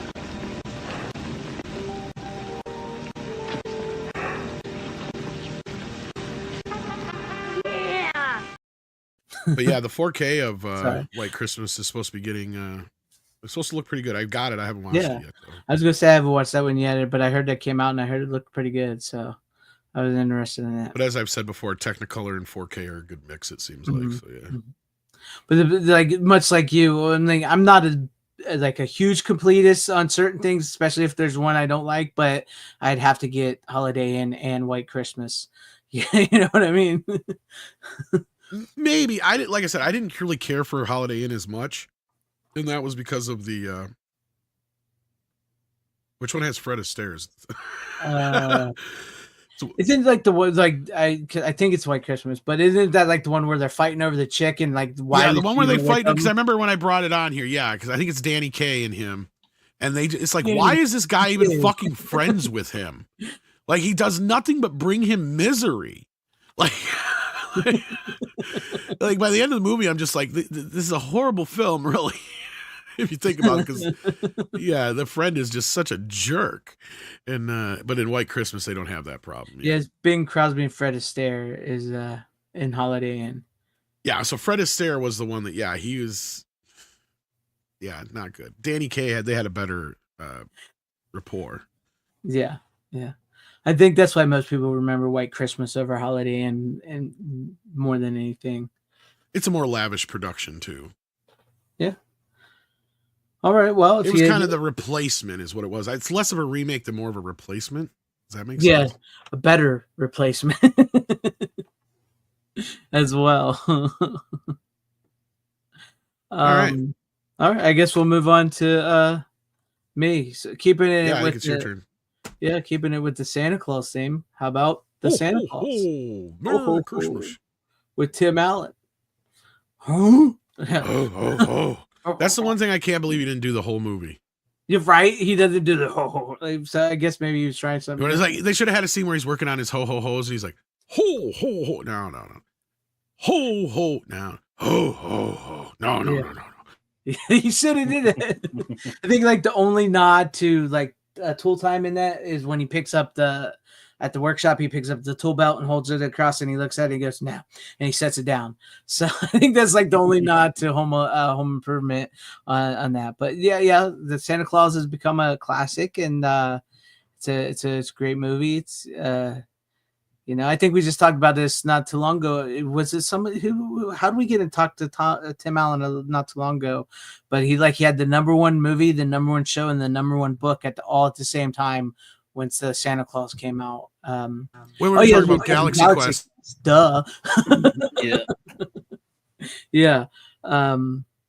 Yeah, so the next to Galaxy Quest, this is probably his second best movie or first best movie, however you look at it. But I still think Galaxy Quest is his best movie. But the Santa Claus has become one of those all-time classic Christmas films. Rook, I'm sure you have something to say. I know you like it. So if you want to say something about it, go ahead. You killed him. Fucking love this movie. It's some of the best quotes, some of the best interactions. I like that's the father. Estranged, he's not married anymore. So he's single dad, pretty much bachelor around, or I don't know, that's probably not the right way to say that either. But anyway, like I like how he's trying to do his thing, and he accidentally Santa Claus falls off his roof and he becomes Santa Claus. The rules of that universe, I think, is pretty funny how the elves, they don't blink when he walks in. They're like, yeah, the other guy's dead, whatever. Like, he got a new Santa. This must happen a lot. Like, and they must have hated the other Santa or something. Not only that, what happened to Mrs. Claus? They did not mourn his death at all. Yeah, and they snubbed her in her sleep as soon as he died. Like, oh, kill her. All right, get her. And it does, but after you get to the second movie, which I think the first two are the best. First two are the most solid, I'd say. I actually like 3 better than I like 2. I hated 2. Oh, really? Oh, wow. I did not. Martin Short did it for me. That's why. Well, Martin Short, yeah, it's Martin Short. But no, like once you get to the second movie, you find out not only there's a Santa Claus, there's a Mrs. Claus. And it makes you go back. Well, wait a minute, what happened to the guy's wife that fell off? Did she just die or disappear too? Ask more questions. But I've never watched the Disney Plus series, so I don't know if they explain that or not in the series. I've had no interest in that. The clauses. Oh wow. Yeah, I forgot they made that. Wow. Yeah, so I've never seen that or whatever. But no, I like the first one. I think the first one is the most solid, the funnest. I don't think they thought the Mrs. Claus through until they got to the second one. Well, and then it's like, all right, can you marry me or else all of like Christmas stuff is gonna die. It's like, oh, okay, so a lot of pressure on the die. He'll just stop being Santa Claus if he. Well, no, I'm saying all the Christmas stuff because he'll lose all his magic or whatever, right? What if they get a gay Santa? Then what? Yeah, exactly. What would you do? What would it do? Like Santa? Oh my God, Santa! Oh my God, Santa! It seems like Santa's very replaceable with whoever wears the jacket, I guess. So I don't know. I mean, it's got some heart to it. I mean, like once again, it's like except for those heartless elves. Rook is right. Yeah, the elves are pretty heartless. The elves are mournless. They're ruthless. He's like the other guy fell off the roof. You put on a suit. You're standing now. Get to work. Yeah, get to work, you slave. It's like what? Whoa, hey, I'm the boss. No, you're not. You got to abide by all the rules. What? Like just like he's forced into this role essentially. I hate the reindeer in the second one. They changed. So in the first one, the reindeer are normal. They're just kind of like, they just kind of grunt. You know, they if anything do a Tim Allen impression. That's why I hated the second one. To be honest with you, the second one felt like it went completely into like kitty territory. Yeah, it did. And then they bring in the new little girl too, like as a replacement kid, and they make it very. Well, yeah, that was the mistake they made of getting having kids play elves in the first one. It's like, duh, you dumb shits. They're gonna grow. They grow. Crap. Other than David Krumholtz or whatever, the Bernard, but then he manages to stay a little older but that was just because he was one of those guys who, for a good patch of about a decade, he looked eternally 13 or whatever. But then all of a sudden, but unlike Ralph Macchio. If you've seen him recently, like all of a sudden he started aging and it went fast. Like once it hit him hard. Because I believe that's why he's not in the third one, if I'm not mistaken. Is he?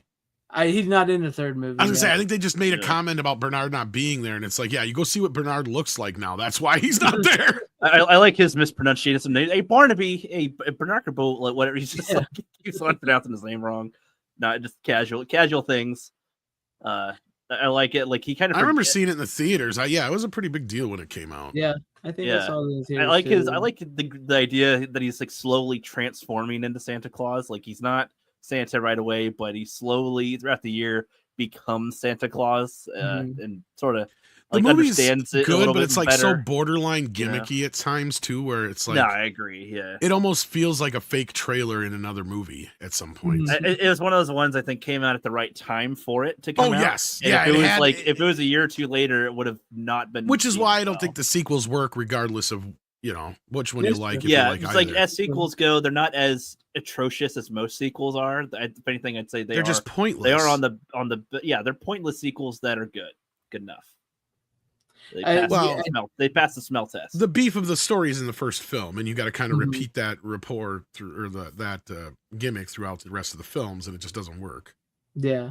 I Yeah. mean, Santa Claus is the Highlander of Christmas films. What's kind of funny, you get me thinking right now, like they could have a whole like court-based system of like a way to keep on making these movies. Like, like if you had it where they have the wife of the first Santa Claus that got killed by him or whatever, like that died, like she sues him for having caused the death of that Santa Claus, and it's like that's kind of funny, but that's a little. You put on the suit, but the details of how he became dead was unclear. So now the magic cops of this. Well, it's funny you mentioned that because that's kind of why I remember liking part 3 a little bit more than I did the other ones, because at least in part 3 you have the idea of Jack Frost is trying to usurp him, right?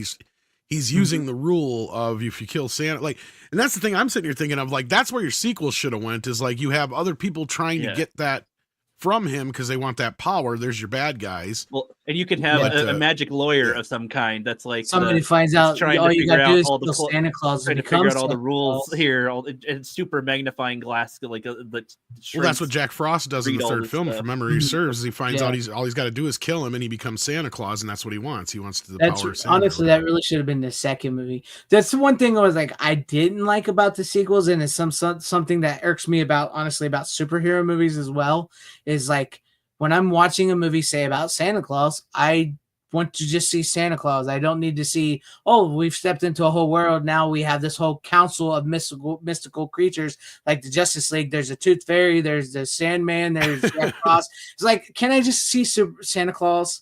Can I just see Santa Claus and the elves? And, you can nod that exists and maybe make us like a multiverse, whatever. The Tooth Fairy was the Tooth Fairy was the only other character that played a role in the second one. I know, but it's like once if you wanted to bring in just Jack Frost, like Tom was talking about, and he wants I agree. Yeah, that's fine, but I don't need a whole council of mystical beings.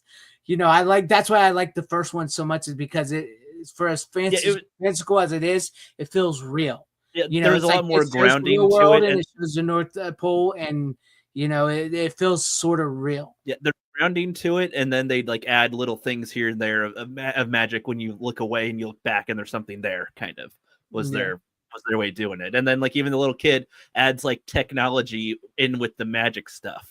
Like, out pops a cookie from the little thingy, and whatever. Here's some hot cocoa now, and now the sleigh can fly without the reindeer, and now you have jetpacks, and it's like, all right, wow, okay, this magical system that can fly with magic now needs technology. That's kind of a funny thing with for Santa Claus, the like integration of technological stuff. Like they even have like a little keypad for landing the sleigh onto the thing, and the magic sleigh needs like a keypad to.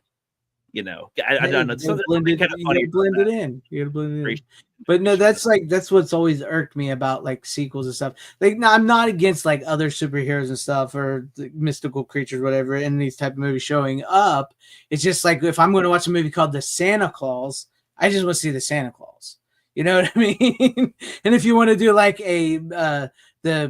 whatever they're called type movie where like they come together like the Avengers, that's fine. Do something like that, and maybe one of them can guest star in a movie or whatever. But I don't need I need a mall. I need a connection here. I think that's when you start to dilute a character, is because then you over world build, and that's what really soured me on John Wick, because they over world build, and that really diminished their main character. Well, they kept on diminishing what their world is when every single person that they walk by is a spy. Built the world up too big and the other characters in the movie too big, that by the time you get to the fourth movie, John Wick is pointless in his own series.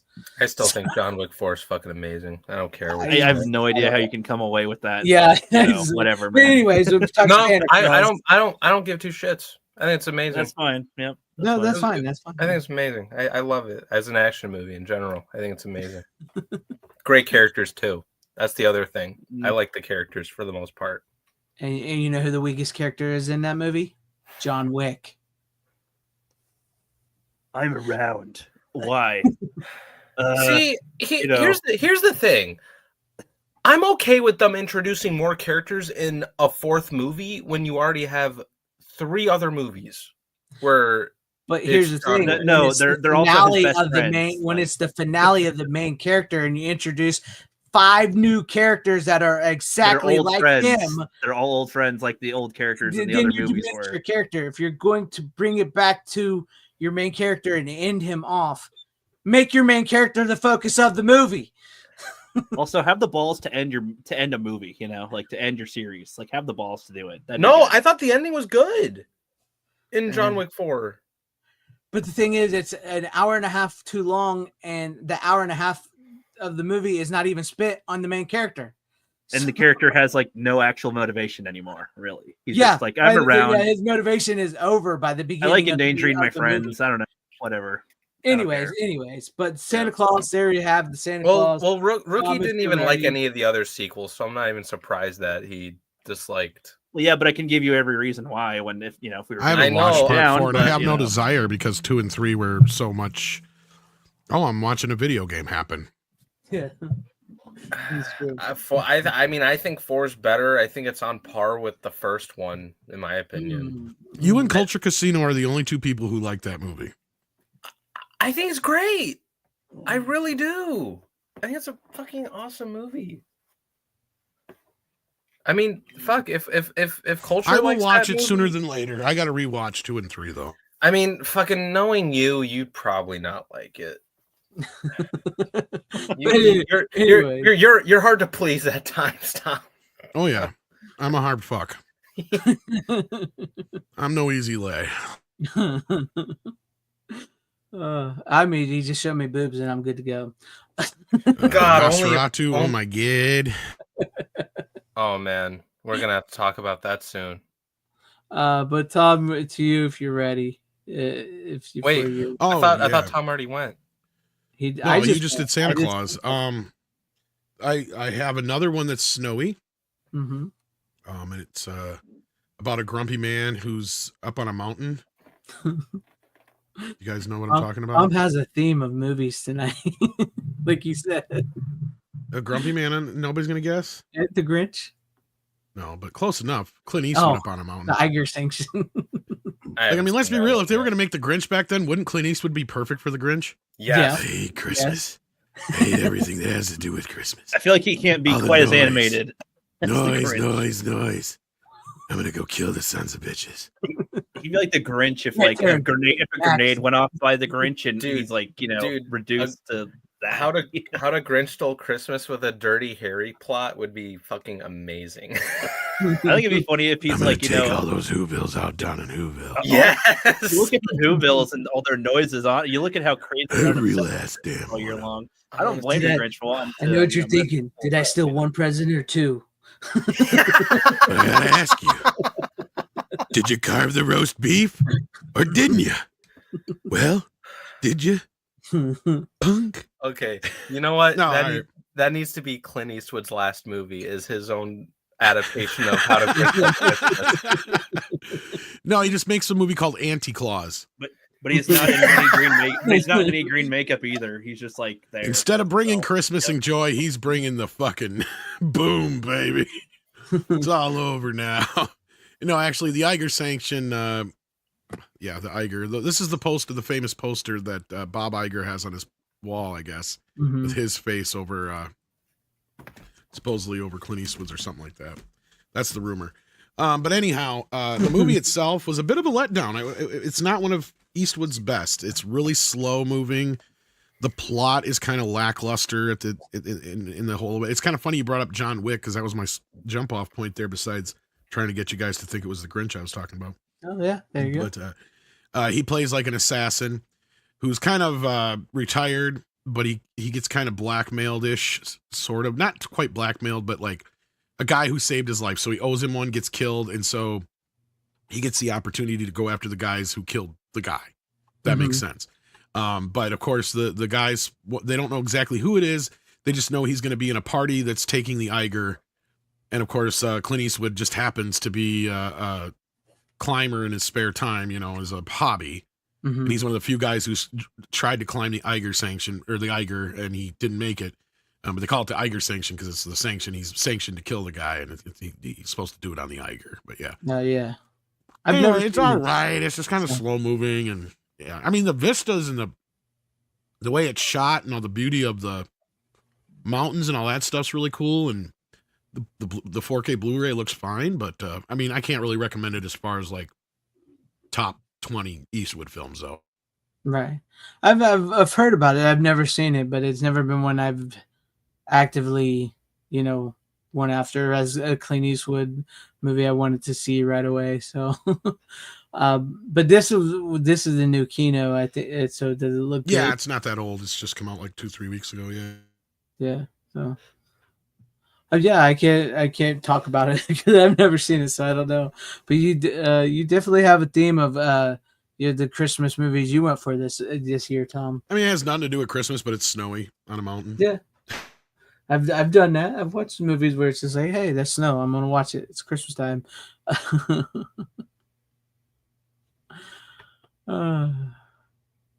It's got George Kennedy in it. Also, I mean, the twist at the end is kind of meh. Mm-hmm.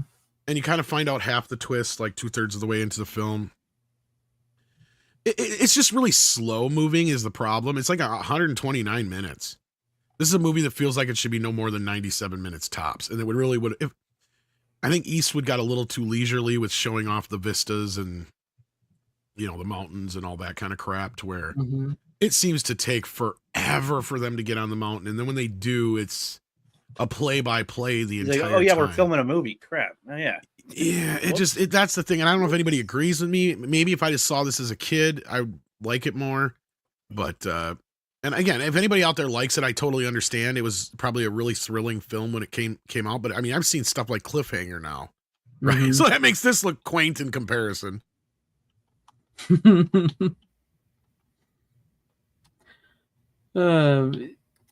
got a nice collection of extras on here, I guess. Like who? So or what? Oh, sorry. So, Like who? extras. Oh no, I got you. Never mind. I don't know. They're probably good day players cats. for all I know. They might have been on St. Elsewhere. I don't know. Inside that boy's head. And this is one of his earlier directorial films, I believe, because this is 75, and I think 70 or 71 is when he did Misty, which is another one that came out at the same time as this one. So this, Sister Sarah, and Play Misty for Me all came out same day from. Wasn't High Plains Drifter one of his early ones too? I think it was his second film he directed was High Plains Drifter. Yeah, but I don't think. Is that out of 4K yet? Yeah, High Plains Drifter. Yeah, Kino. Yeah, I got it. I have it. I own it. Came out in 73. Yeah, I think that's his second or third one. Yeah. Because from there on out, he pretty much directed all of his films, except for I think a couple of the Dirty Harry films and a few other rando things that he was in. Mm-hmm. It says much like Stallone. It's like Clint Eastwood and Stallone knew how to direct their movies. And they were very successful at doing that. So it worked for them. They knew what they wanted to do and how they wanted to do it. This compared to Juror Number 2, though, which, I mean, right now, Nosferatu and that are fighting for my favorite movie of the year. I gotta see both of them. Really? I gotta see both of them. Nosferatu might have pulled it off, though. Listen, I want to see it again. I'll tell you this: the fight with me between the top two movies are The Substance and Nosferatu for me. I haven't seen that one yet, but I don't know if I'd dig it or not. Yeah, that's the thing. Like, unless you really like body horror, then you might dig it. It's not so much that as I'm not the biggest Demi Moore fan. Mm-hmm. She's great in it, though. I like her in it. I think she's perfect in the role.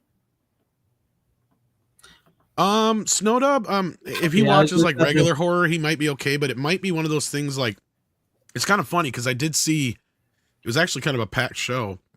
There was a few people there that brought their younger kids to it, and I'm just like, oh boy, I wonder if this is going to be like when me and my cousin went to see Bram Stoker's Dracula, because it is very much in that vein. It takes it very seriously, very dark, very dour. There you go. I was gonna say I might as well just show it right now. So what did you think of the original though?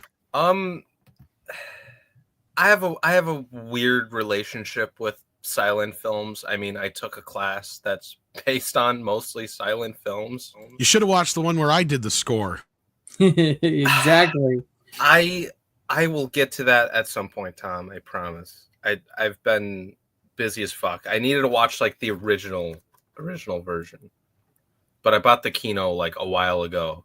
But I watched it recently, and it's a good movie. I respect it. I appreciate it a lot, and I watched it in preparation for the new one, which I told you guys. It's actually pretty much. I mean, as far as we know, there is no music that goes for it. There's a few pages, and that's it. Yeah, but like I watched this in preparation for the Robert Eggers one because I saw it. I saw it 2 weeks earlier, week and a half, something like that. And yeah, I watched it with a friend of mine, and I watched it with a friend of mine that was like super excited to see it. Like it was like his most anticipated movie of this year and all that stuff. So, and yeah, it was a fucking God. Yeah, it's probably the most gothic horror film I've ever seen. I know it's fucking amazing. Like I don't know how else to describe it. Like I have it like at like a 9 out of 10 right now, but it slowly might be a 10 if I rewatch it. Like it's that fucking good. And I like Robert Eggers. Like I think he's improved as a director. Like I know I've been wanting to get what's that? The Skarsgård's brother. The Northman. The Northman. I'm thinking about getting that here soon because I'm finally ready to see it. The Northman's great. Nice. Yeah. I see.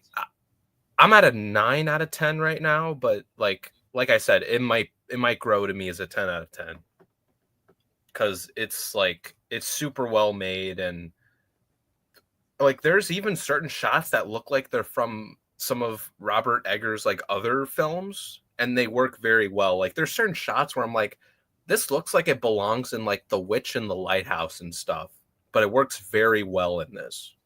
It works super well. And the acting, the cast, the score, the color grading, like, oh my God. It is objectively and subjectively, this is probably the best film of the year. I mean, that's the problem. It is. It's one of them. It's absolutely. You know what? I gotta say, I like fuck Wicked. Yeah, exactly. 100%. And I saw Wicked only because I saw it early for free. I see some shit for free. Some shit that I like. Some shit that I don't. I only go to shit for free if I'm like interested in it. You know what I mean? Only go shit for free. Well, I don't only go for shit for free. Like I watched a movie last night that I had to pay for at a matinee, but it was actually good. Poor runner. No, it was last night I saw the Bob Dylan biopic, A Complete Unknown. I want to see that one. That was great. That is like right. It's right there with Nosferatu as one of the best movies in my opinion too. I really want to see Nosferatu. That is like on the top of my list of things. If I could have got out today on Christmas to go see it, I would have. But too much family. I get that. But what is it? But the top three this year, and this has been a very weak year for me, would be Nosferatu, The Substance, and A Complete Unknown are like the best. Oh, we know you like we know you like Wicked. No. Isn't this only the second remake of Nosferatu? I believe. No, I think there's only been two remakes. The third, right? Nope. There's just the 79 one and this one. Yeah. Oh, that's true. Now, Bram Stoker's Dracula borrowed a lot from it, though. That's the thing. And that's the thing I noticed about the movie is there's some iconic bits and shots that I think were switched around and changed because of that. Mm-hmm. Yeah. Well, also, we got to remember that Nosferatu is a more faithful adaptation of Dracula than Dracula. In some ways, yes. But this one really amps up the differences and it connects some tissues and it really... Which I'm excited to see about expands upon Ellen's character a little bit. But it doesn't make her like some... Without giving too much away, like, I mean... It doesn't make her some like girl boss, even though she was a very big part of the original story. It just makes a lot more sense here. I'm looking for it. I mean, this will be like only the second time I think I've ever seen Johnny Depp's daughter in a movie. So I'm you get to see all of her. Yeah. Well, yeah, I know she's not afraid to. I know she's not afraid to do that. So I know that. No, but she, like, acting wise, she was very good in the movie. I really liked her in it. It's the only thing I've seen. Oh yeah, Anya Taylor-Joy would have been like Keanu Reeves all over again. Oh, she wouldn't have worked. No way she'd have been able to do this. No, I agree. I mean, there's parts here where I think that she's actually having orgasms and shit. Like, I mean, she is so like into this thing. I mean, it is. Because I mean, I guess in an interview, Eggers was talking about like he was also did a bunch of research about possession and stuff when he got in, and that wasn't really part of the original film, but it works so well for it here because it builds upon this tie between Ellen and Count Orlok, right? Like it kind of almost leans a little bit more into the Dracula aspect of it, but the way it ends is just like the original film in a lot of ways, without giving too much away, but it builds upon that the original film's messages and elements, and I just can't wait till Andre sees it because I feel like he's gonna love it. Because a lot of the stuff that for sure he and I got into in the the documentary that we did and stuff is on full display here. So Eggers really got it. I mean, he totally understood, or whoever wrote this understood exactly what they were doing, understood the themes, understood what it was really about. And they don't change anything. They don't deviate too far. They add, they build upon. It does what most good remakes should do. It feels, you can feel and see the money on the screen, right? There's like 2 shots or 3 shots total that felt like they were green screen shots. And most of the time it was when what's his face was running, Nicholas Hoult. Nicholas Hoult. And it's always when it's on a close up of his head. And it's obviously an insert shot. It's like, why did you even bother with it? It's like, that's the worst looking shots in the film. And that's it. Because otherwise it feels like they're either on a set, or if they are green screen, they did a really good job. Right. Yeah, I didn't notice it much just because it was probably that quick. Yeah. I mean, only people like me and maybe you run her down in a second viewing now will see it. That just doesn't. The background doesn't quite move with the. And to be fair, like in the theater, I sat in like the farthest row of seats. You know what I mean? Just because like in like some of the early screenings you go to, like they'll have a paper on the seat that says reserved for certain people, and it's mostly just journalists and shit. The only thing I didn't really care for in the movie was a cosmetic choice for Orlok, and I'm not going to say what it is because it's they hide his appearance through like almost 80% of the film until damn near the end. Exactly. I was going to say, I don't want to know what he looks like, but is his makeup? Does he look decent at least?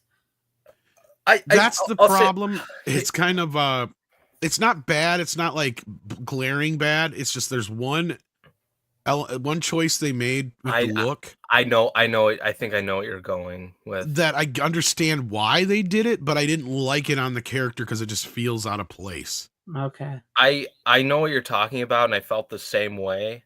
If it is what I think you're talking about, and you can kind of notice it early on in the film because you get a lot of obscured, blurry kind of views of him up until he finally reveals himself, and they are very smart. And this is minor spoilery. Yeah. But they basically, you don't get to see him until the first time Jonathan pulls open the casket.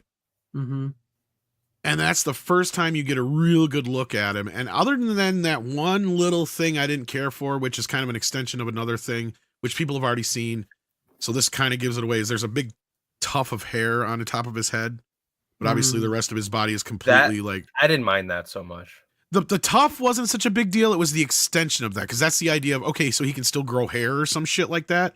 Because that's what I love about the look of the original Nosferatu, is it looks like he's so old that he can't even grow hair anymore. Right. I kind of agree with that. It's so weird. I feel like Tom and I are like the same with the way Orlok is. So without getting too deep into it, it's how they handle the aspect of hair being a part of the look. Okay. Yeah, I thought that too, because but the costume is brilliant. I mean, the jacket is almost the exact same jacket that he wears in the original film. Yeah. I mean, everything else looks amazing. I mean, the final shot. My God, I'm not somebody who wants to stand up and clap in a theater very often. Because I'm like one of those people. Oh, the final shot is amazing. When I hear people like fucking clapping in a movie, I'm like, who the fuck are you clapping to? They can't hear you. I started to clap once. There's a few times where I've been excited and I just been like, yeah, that was great. You know, like that. But this was one of those, I sincerely, because like I was on the edge of my seat the whole time. Not so much because of the movie, but I was waiting for it to go off the rails at any moment. I'm like, okay, where is it going to happen? Where something happens in this movie where it goes slowly from being a perfect remake so far into left fucking field. And I thought we were headed there a couple times, but it stays the course. And that final shot, I wanted to get up out of my chair and I wanted to give it one of the, you know, like, yeah, you motherfucker, you did it. Like, because we live in this era now where it's like, I mean, they didn't let any modernism invade it. It is directly isolated and keyed in on the exactly what Nosferatu is, exactly every little theme and element that makes the original what it is, and it amplifies that, and it finds ways to interweave the characters a little bit more than it does in the original film in ways that work. And not only that, it's kind of funny because in the twist of the film is in the way they present it now, the Aaron Taylor Johnson character is actually more of the lead. And he's lucky he's got this fucking movie out right now because of Craven. And he's good at it. Everybody's great in it. And this is what I said earlier. I said the sad thing is I feel bad for the chick who's playing Aaron Taylor Johnson's wife because she is surrounded by so many great actors that I have no clue who she is, and she is just dwarfed in the awe of everybody else around her. Even her children kind of upstage her in the film. You know what movie she was in this year, right? What was that? Because I didn't even recognize her. Yeah, she was Cassandra Nova in Deadpool and Wolverine. Oh, okay. Oh, was she? Oh, yeah, that makes sense. That's who that was. Okay, well, she's good, so she's keeping up with them. But everybody else is so much better than her around. Like that's the one thing I will say is that I agree. This movie is basically what Bram Stoker's Dracula did for Dracula, only better. And you don't have a Keanu in this cast. Oh man, right? You don't have a Winona Ryder. I want to see this movie. You got to be ready though. It is dark. It is very moody. It takes a little time to get itself moving, but it's paced very well. There's a few points where it kind of took me off guard because I was because it keeps up with the original film so well that at some points when it starts to kind of not show you things or do things that the original film did, you're expecting it to, and it doesn't. And then it goes other directions where you're just like, okay, so I can see where I'm with you now. And it just leads to that conclusion in that final fucking shot. That is exactly what Bram Stoker's Dracula was trying to say at the same time too. And it is almost a verbatim shot. It is really fucked up, but it works so brilliantly. It's just in the reverse. Dude, and I'm trying not to give it away too much, but yeah. Listen, I'm going to say this much about the last shot. What I said to my friend about the last shot, and I didn't clap like that. I did clap a little bit later on, but I was like in awe. I was just frozen towards the end because I was just like, oh my God, like, what did I just watch? Like you watched a fucking masterpiece, man. Yeah, that's what you fucking watch. I want to see it. I want to see it. Like it is on the caliber of like because I've been getting grilled by 6. She's like, she said 10 out of 10. So you're saying it's good as Jaws? She's saying it's good as The Godfather? It's like yes. This is the movie that should win Best Fucking Picture. Yes, it'll be Wicked. It will be, but it should be. See, I'm excited to see the Bob Dylan one is also a bit of a wild card, so I haven't seen it yet, but I know the Bob Dylan one's great. I think, and that's the thing is, I think he's going to win the acting category. But here's the problem with Bill. I hope he does because he was. Bill should be. This is silly because I think this is where something's going to get fucked up in the Oscars. So you've heard it here first, kids. If this happens in the next month or so, when they start doing this shit, Bill is top billed in the movie. He's more of a supporting character, even though he is Nosferatu. Yes, he is Count Orlok. He is the Terminator. That's true. But he's more of a supporting role, and he should be nominated as a supporting character. He won't be. They'll nominate him as fucking best actor, and he won't fucking win, because I bet you Timothy Chalamet, and I've been fucking predicting this, and even though people are resistant to him, I said that kid is the second fucking coming of Johnny Depp. You watch, mark my goddamn words, after I saw him in Wonka and saw him in Dune, because Dune sucked. But he was good in it. And it's like, I don't give a shit if the kid wears dresses every goddamn day of the week. That kid made me believe when he stood up there. I'm like, that is the turn that George Lucas wanted on screen, or what we wanted as fans when we saw Anakin Skywalker stand up and not realize what he was doing. Right. The power that he had in his hands, and he didn't realize what he was wielding, and the turn in the character. You see that on screen with Timothy Chalamet. That kid can act. Wonka's not even that good of a movie. But I'm sitting here watching it going, put it blonde, give that kid blonde hair. He looks just like fucking Gene Wilder, and they look nothing alike. He's just channeling that. There's something about what he was channeling through that was a very Gene Wilder-esque, but it was still his own thing. And I've been saying, this kid's going to be, he's popular with the young kids, so you can't deny that shit. I have a feeling he's going to be the next Johnny Depp type actor we have out there, where he can come in and do, you know, the Captain Jack Sparrow in one movie and an Edward Scissorhands in another, and he's all these different characters. He can become fucking Bob Dylan from what I've heard now. So yeah. Listen, okay, so what I'm going to say about that is, to comment off of what you just said, I haven't seen Wonka, so I can't say anything about that. I don't agree with you on Dune, what you just said, but that's a whole other I hate the movie. I like it as a movie, not as I'm not basing it off of the even book. As a movie. I hate the way the last half goes, but yeah, that's fine. I don't care about the Zendaya character either, but I thought most of the other movie was very good in my opinion. Other than that, to go off of the Bob Dylan stuff, when I watched that movie, like, Timothy Chalamet completely won me over in that movie. Completely. I was just like, holy shit, I didn't think he'd had it in him. I was never like huge on the guy, even for like somebody my age, because a lot of people my age are like, oh my god, he's such a great actor and all that. I'm like, he's fine. Like I didn't think he was like anything of that extreme, but when I saw him as Bob Dylan, I was just like, fuck, for a music biopic, I haven't seen somebody act like that way. Like, I don't know, he just completely just disappeared and became Bob Dylan, kind of like how I felt when I saw Val Kilmer as Jim Morrison. It's very much like that, in my opinion. Well, and that's what I'm saying is he's gonna be one of these chameleon actors. Keep an eye on him. 100%. He, after seeing him in this, he absolutely is going to be a chameleon actor. I've never seen him in anything. I've never seen him in anything. So well, I recommend which is funny, is because he played Edward Scissorhands Jr. in that Super Bowl commercial. From actually, I have seen that. So I've seen that. But as far as like Robert Eggers here being one of the top directors, I didn't like The Witch, but I seen what he could do with that. I did like The Lighthouse, because it felt to me like a very much like a Edgar Allan Poe story, not so much Lovecraft, which I think that's what they were trying to sell it as, but it's not. You know what's weird? And I've heard good thing about the one we just talked about. It's called The Viking, right? The Northman. The Northman's really good. The Northman's I've heard really good than things I about thought it was that. going to be. I think he's on his way. I think he's on his way. I love The Northman. Here's the thing, Greg. And I thought about this when I watched the movie. There's a decent amount of shots that look like they're from The Witch, because I watched The Witch like a month ago, and I didn't like love the movie. I think it's interesting at best, but to me it shows that there's like an upcoming talented director who can make better movies in the future. You know what I mean? Yeah, like The Lighthouse and that means, like I said, you can watch it. It's a beautifully shot movie. I just didn't like The Witch. You didn't like the story. I get it.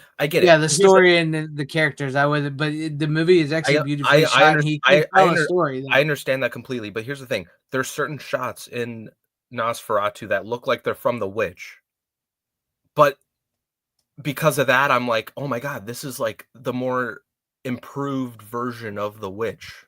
in a certain perspective. If that Oh makes no, sense. this is the perfect. Okay, what this movie is everything that Robert is good at, put in a very commercial package. Yes, 100%. And That's what it it feels works like. brilliantly. Like all the stuff you just said, all the stuff that like you get from the Norsemen, where they're like in the castles and stuff like that, in the caverns, you know, with the big, where you can almost smell the smoke and feel the soot and all that kind of shit. You get the same kind of thing here in Nosferatu. Like there, you feel, and this is why people have asked me, they're like, is it real gory or is it real bloody or anything like that? I'm like, yeah, there's blood and there's gore, but it's not so much that aspect of it. It's how it's presented and how it makes you feel in the film, because it's not so much visceral as it is emotional, and it really kind of just jolts you a lot of the time. And I didn't really get jumpy or anything like that, but I could feel people around me like jumping and stuff like that through some of the scenes. And there was a lot of like women and stuff. I could hear them saying gross and just other things during certain parts. Cause I mean, it does.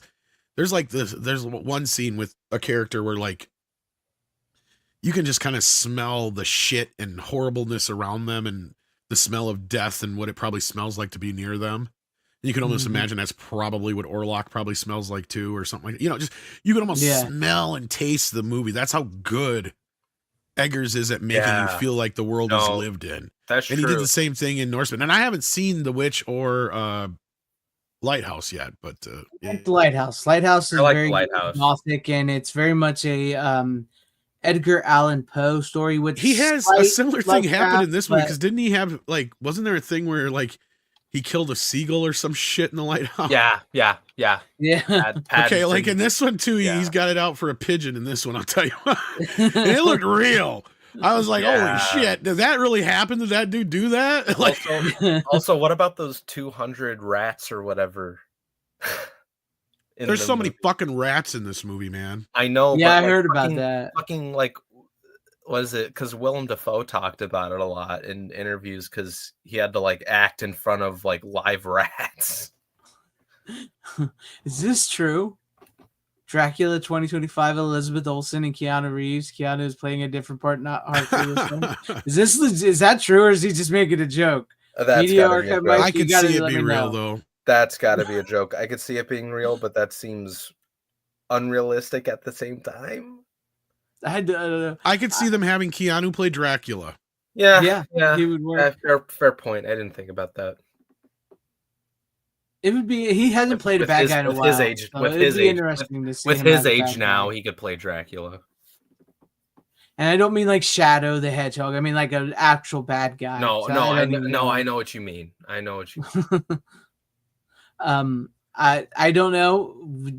I haven't seen it, so I think Harry Styles probably would have been like a Keanu, because I know he was supposed to be in Nosferatu.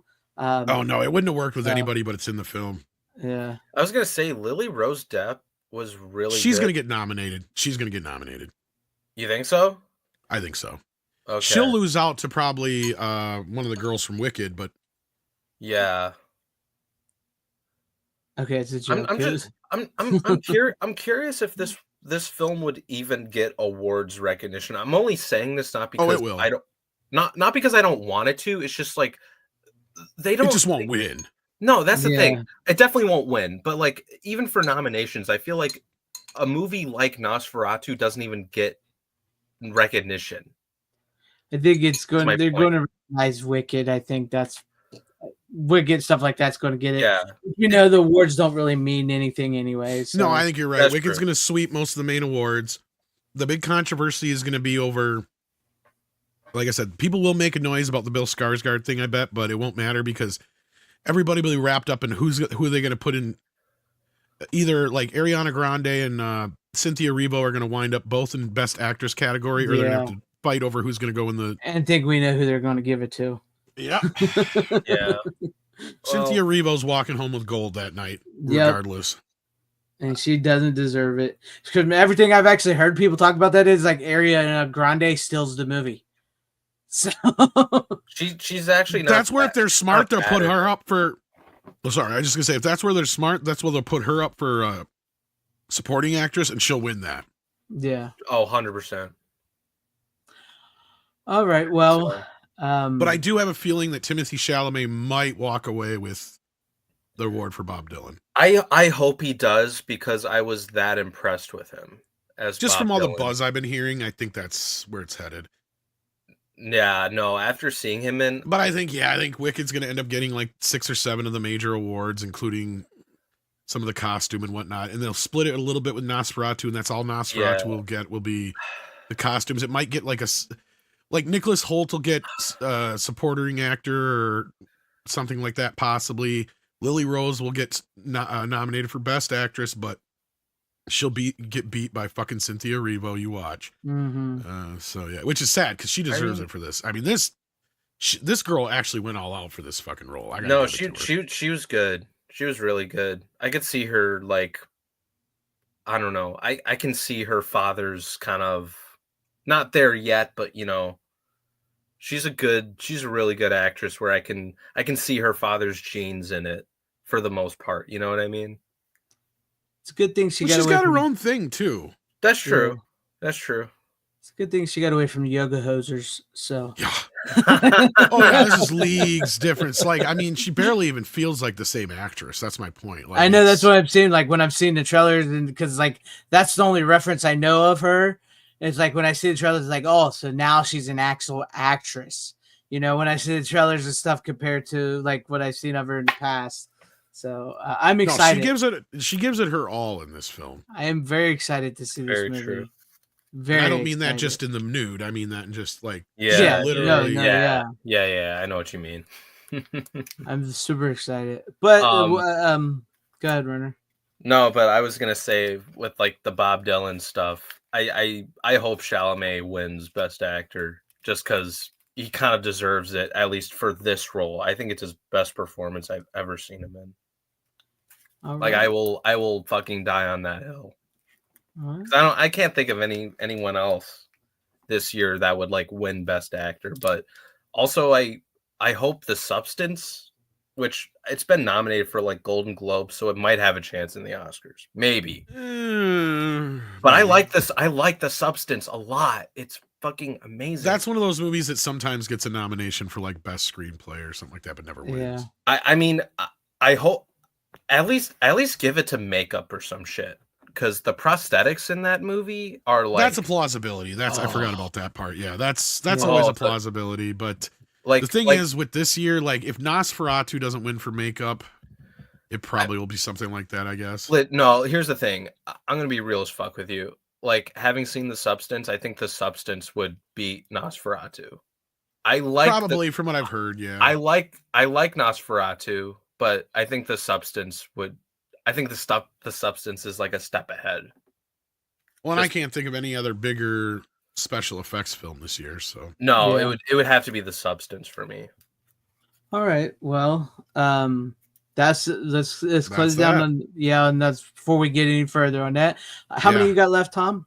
I've got 2 left. I got 1. So do you want to go ahead? I can do 0. Yeah. Rookie 0 as well. All right, well, here's one you all should be able to talk about. Boom.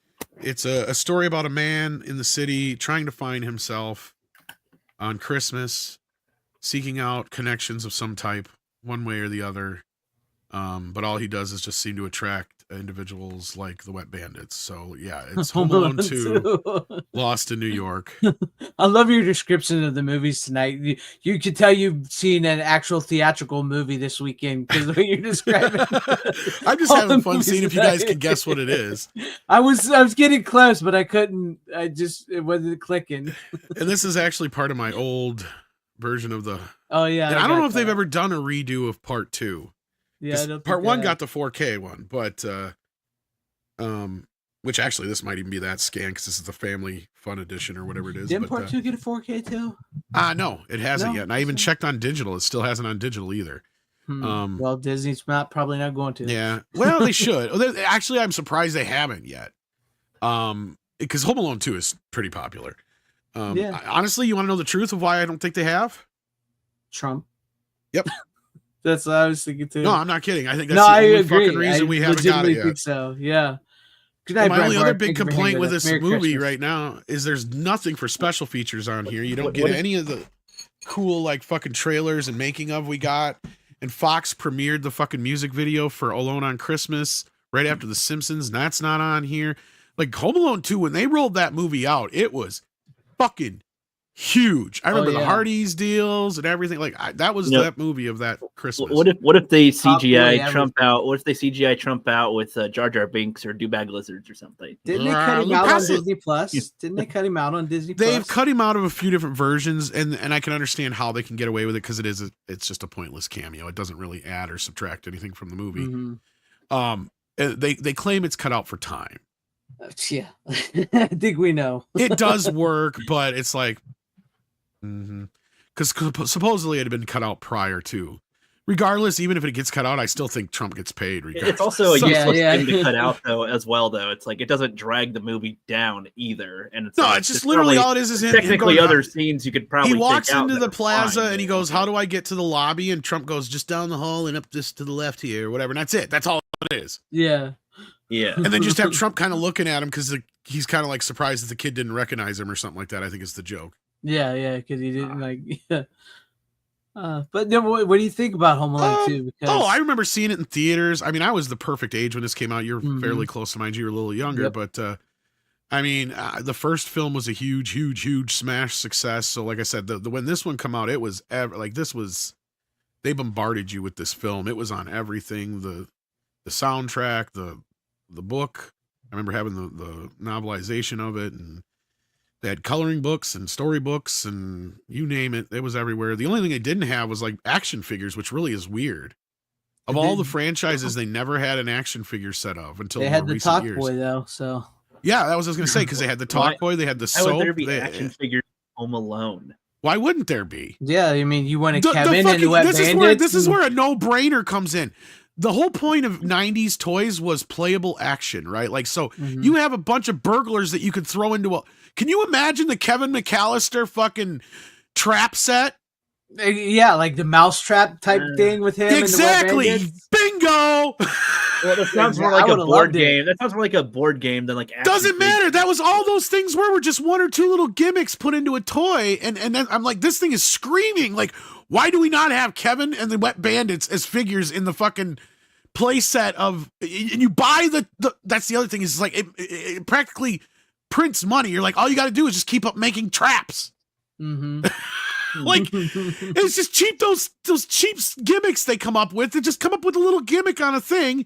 So you have like the ice rink, and you have like the stairs, and you have like just any little thing that like just a play gimmick to it, and you can send the toys flying. That's all we cared about as kids. Yeah, it's legitimately it. Add some slime to the mix. You've made $1 billion. Big time. Tar and feather those fuckers with slime. There you go. Yep. Like, that's what I couldn't believe as a kid. I'm like, how are there not action figure sets for this shit? Like, I wanted to play. I wanted to be Kevin McAllister kicking the shit out of the fucking Wet Bandits. Exactly. I was a kid that was like, I don't see myself as wanting to play with. That was the movie for me as a kid. Like, I didn't care about the first 90 minutes of the fucking movie. The movie for me doesn't start until I have to defend my house. Like, yeah. And the second film amps that up even more. Yeah, right off the bat, especially with like Tim Curry and him already fighting with them right off the bat. Yeah. So I can't remember who I was talking to, but they had this theory that the original film didn't have the Wet Bandits in it, and they because they feel like an afterthought. I mentioned that the last year. Was that you? Okay, that was you, I think. Yeah, okay. And I think you're not wrong watching it this time. They could be completely almost removed except for certain elements of them. Like, they almost have to be there, but like, because if you take it out, then the movie doesn't feel like it's long enough just having. But I could see where you were going with that. Like, he would have set up this like elaborate thing in the hotel room instead. Right, yeah.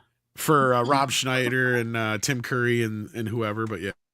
Yeah, it does kind of feel like it was two different stories, and it kind of feels like maybe they were like they knew the Wet Bandits, like you said. Like everybody knows Home Alone is the Wet Bandits. You got to have them in it, and I think maybe the first draft of the script probably didn't have them in it. And then I think you're right because the whole point of them being in New York is kind of really loose and limber. It's I think they kind of just mixed ideals together, and we got Home Alone 2. The toy store stuff was all added later. That's what I'm saying. I agree with you to a point, but it was an earlier rewrite. I think you're right. I could be wrong. You could be wrong. We could both be right in the middle. I think because because it feels like you're right. It feels like it was the original initial setup was he gets this hotel room, because there's also these bits. I don't know if you saw that. Hats Off Entertainment or whatever does great videos on this stuff, where he talks about a couple of running gags that got cut out of the movie, and one of them that is that, and it does kind of, you make you wonder, not when you're watching it, but when you rethink about it, you're like, oh yeah, why didn't Kevin just go to the cops at some point? Like he could, he just go walk up to a cop and say, hey, I'm a missing kid, you know, like Yeah. Well, the reason is, and it's not in the film, but it's in the original script and probably deleted from the movie, is he runs into a kid at a detention center or something, or from a detention center or something like that he talks to. And the kid says, yeah, you got to watch out for the cops, or they'll take you to the detention center. And then you'll be alone on Christmas without your family and all that shit. So that's his whole thing, is he wants to avoid going to jail. That makes sense. And it also, well, I mean, there's enough of it there in the movie where he's just trying to avoid everybody because he's using his dad's credit card and he's doing it on purpose. Yeah. So clearly that's why they're like, well, you don't need that. Yeah. It's unnecessary when Kevin is clearly he doesn't want to leave New York. He wants to go to New York on his own. Like that's kind of the whole point. Yeah. Because he always wants the special holiday, like the snow and everything, and they always wanted to go to tropical climates and stuff.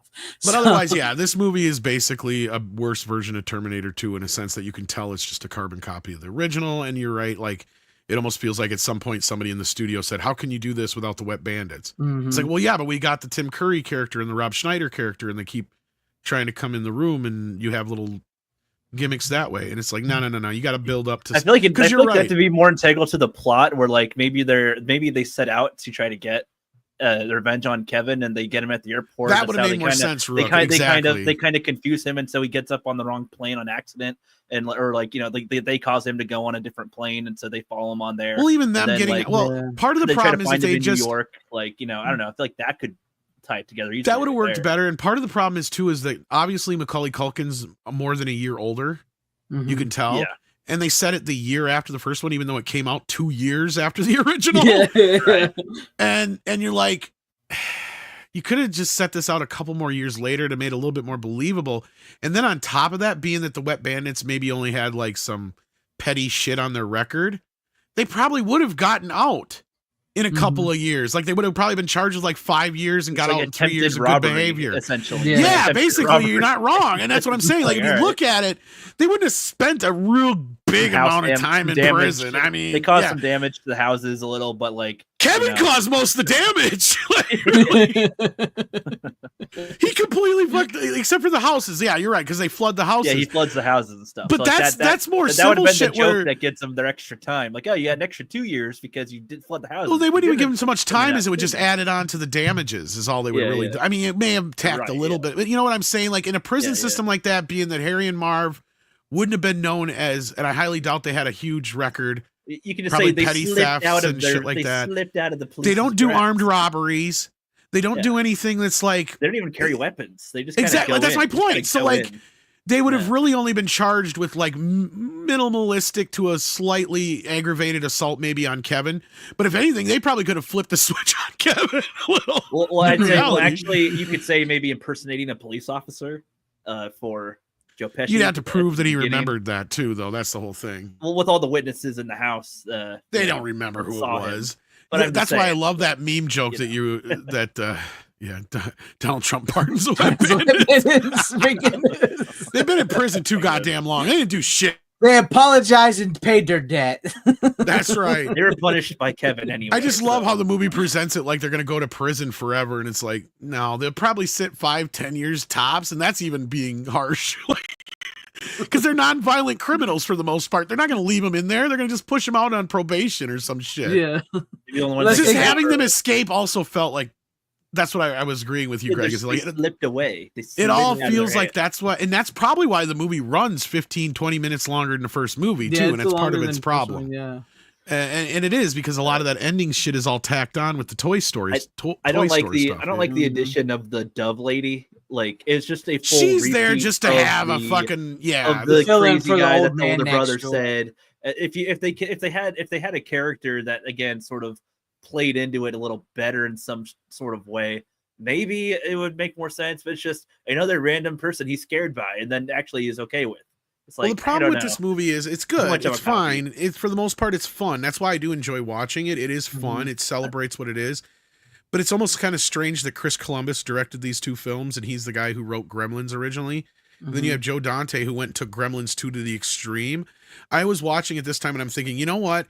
Had Chris kind of done the same thing that Dante had done the year before with Gremlins and parodied his own film and did everything tongue-in-cheek and to the extreme and had a lot of Kevin winking at the camera kind of shit, I think the movie might have worked a little bit better. But at the end of the day, it's still not a horror. I mean, it is better than it has the fucking right to be. For a movie called Home Alone 2, Lost in New York. Who came up with the idea in both of the films for the Angels or the black and white movie that he keeps on watching? Oh, that's just a creation in the script from John Hughes. Yeah, they made that because they filmed those for the movie. Yeah. Well, I know, but I'm saying that's a very creative thing to have as like just a thing in your movie. I kind of wish that there was more, filthy animal, because it makes a lot of people go, "Wow, that looks like a movie that would have existed," and that's funny. Speaking of which, and it's like you were smooching on everybody. Yeah. I don't know if you can see. That's what my jacket it says. "Merry Christmas, you filthy animal." Yeah, my Christmas jacket I wore today. But it's like I don't see any. That's from Home Alone 2. Most people quote that part more, and that one's actually funnier. Like I don't see that many films make something like that. You were smooching all of them. Like you were smooching that guy, and he looks at Tim Curry. Looks at it's the little Larry or whatever his name is. Like, the guy at the end, he's like, I don't know. How many other movies like make a little brief like 30-second clip of a made up movie in their thing that's like remembered? A few. Like, I like Tim that. Curry that's like is extra... probably the one who steals the show in this movie more than anybody. Yeah, he's like, he's a good villain with his like look and he's like his grin on his face. He'd be like, well, not just that, he's kind of an anti-villain, right? Because like you have like the great scene with Catherine O'Hara where she's sitting there. He does his job very well, and so he's trying to keep it in order. And this little kid is a little menace, and so he's got to keep him in line. So he appears to be a villain. He's that's what makes him a villain is he's being nosy, but doing his job. Like I love the scene where he's sitting there and he's like, "Ma'am, it's the middle of the night and it's New York, and if you go out there, it's a very dangerous place for a woman." And she's like, "My son is out in New York by himself because of you." And she just goes off on him and shit, and she finally fucking just smacks him in the face, and he's like, "Do bundle up, it's cold out." Yeah, he's crying. Practically crying, yeah. Yeah, I love that scene because it's just classic Tim Curry. It's his way of saying "fuck you," but at the same time, he's about to fucking ball his brains out. You get a spin. They should have made a spin-off of him, like, after she smacked me in the face and I interacted. My life's changed, and now I would have loved to have seen a TV show of those guys, Rob Schneider and Tim Curry and shit. That would have been great. Red-haired lady. That's what. Just them like on a day, like a weekly thing, just seeing the ins and outs of their lives, dealing with the people in New York. Yeah. Pretty funny. Kevin wouldn't last in today's New York. No, not even. He would have been. I wouldn't even say. Yeah, we wish. I think that was right after they cleaned New York. Well, that was part of the movie too, and I think that's why they set it in New York, is they got a deal, because a lot of movies hadn't filmed there in a while. And, that was post the city being really shitty, and they started cleaning it up finally. So they were trying to push, like tourism and stuff back to New York. Yeah. And I know that was a big part of that movie. Like there was a big like airlines deal and New York tourism deal and all that stuff. And that's why I said it's kind of sad there's no special features on here, because I know they did a buttload of EPK stuff for this movie. Yeah. And I would think I remember that was the time when they talked about how that New York is cleaned up finally around that time. So no, they did a very good job of trying to make New York look very clean in this movie. I mean, like he even goes to the park. So there's no way a 9 or 10-year-old is going to be able to walk through a fucking park in the middle of the night. Yeah, exactly. Not in Central Park. No way. Oh, and it's like Kevin McAllister is pretty dangerous. You wish that the bad guys were up against for the wet bandits. That's not quite how it works. It's not like the Three Ninjas or like Home Alone, where the adults are goofy goofballs that can be tripped up and messed around so easily. You know what? I can honestly say I've never sat through an entirety of the any of the sequels post 2. Yeah, I started watching parts of 3 and I was just like, "Fuck this! What the hell did John Hughes write this?" They're so bad. That was my thought. I'm like, John Hughes did this clearly for a fucking paycheck. Well, I've never made it. I'd give it a little more credit than like being more of a copy of the first one. I can't believe the part 3 is only famous because Roger Ebert gave it a fucking good review, and even Gene Siskel's like, fucking crack are you on, Roger? Like, we're talking about Home Alone fucking 3. Like, well, so what's the biggest problems with it? Like, what's the main gripes? It's Home Alone 3 and it's not even. It's like it's like the TV movie version of a fucking movie. It's like it's exactly that. For those who remember, like Greg knows what I'm talking about. You have like Problem Child 1, Problem Child 2, you know. You have like the original cast in both films. Then they go and they do a TV version of it and they completely recast everybody and it doesn't even feel like it's in the same universe or tone and they maybe have one same person in it, barely. That's what this shit feels like. It's like a completely different world. Kevin is all of a sudden like 5. Like, and his parents, I think, are divorced and they don't even act the same. And I think it takes place on Christmas for no good fucking reason. Do you want them to be? Do you think it's like the continuation? Like it's the same? Are they not named the McAllisters and Kevin and all that shit? From my recollection, I'm like watching the movie going, wait a minute. It isn't Harry and Marv both also technically supposed to be those characters? Are you sure? Part 4. Dude, maybe. I have no idea what you're talking about. You're talking about a different film. Like you're talking about a different movie that is not Home Alone. Then maybe I'm talking about part 4. I don't give a shit. Part okay. 3. What is part 3 then? So let me say. So I don't know. I've never seen past 2. So well, okay. For one, a young Scarlett Johansson is in it, mind you, and then so. The kid is it's when he stays home alone sick. Okay, so he's flip-flopping the two. He's homesick and he sees burglars burgling in the neighborhood. He calls the cops. They come a few times to check on them, but they get out of the way before the cops get there. They think that he's playing, he's just like, he's home, he's trying to get attention, whatever. And so like he's called the cops too many times, like, and he's trying to figure out what they're doing, what these guys are looking for. And it's like he's trying to take on these guys that are in this neighborhood, burglaring. Yes, you're right. I got it flip-flop with 4. And so I'd say the plot is like using the Home Alone concept and doing something different that isn't copying the first one, which I think was a good move and a good attempt to not try to be the same. Like, here's the Wet Bandit characters. Here's these type of characters. Here's these characters. They added different stuff to it. It's fine if you don't like it as much. I don't think that it's trying to be the I think that it's a downgrade in terms of it's not the like wholesome Christmas. It still felt straight to video. That's what I'm saying. From what I've seen of it, but that's what I'm saying. It's not the theatrical revisit Christmas movie, but I'd say it's an okay movie on its own. I'm not saying it's amazing either. Oh, it got a full bore theatrical I don't understand release. the amount people compare it. Like people put it as the same amount of shit as the fourth one, and it's like I've seen the fourth one, and that one is utter dog shit. Well, that one's the one I remember because it had Missy Pyle and French Stewart, and it actually is the McAllisters and all that shit. Yeah. Like the one that I'm talking about is kind of creative and being different. And, so I've seen more of 4 than I have of 3, but I remember enough of 3 because I remember the fucking wasn't that the one where he had like the remote control, like fucking? He has a remote control. He's got a talking parrot, and he's got a little mouse buddy. All that shit. And he goes, and his dad like works for like some tech company or some shit like that or something.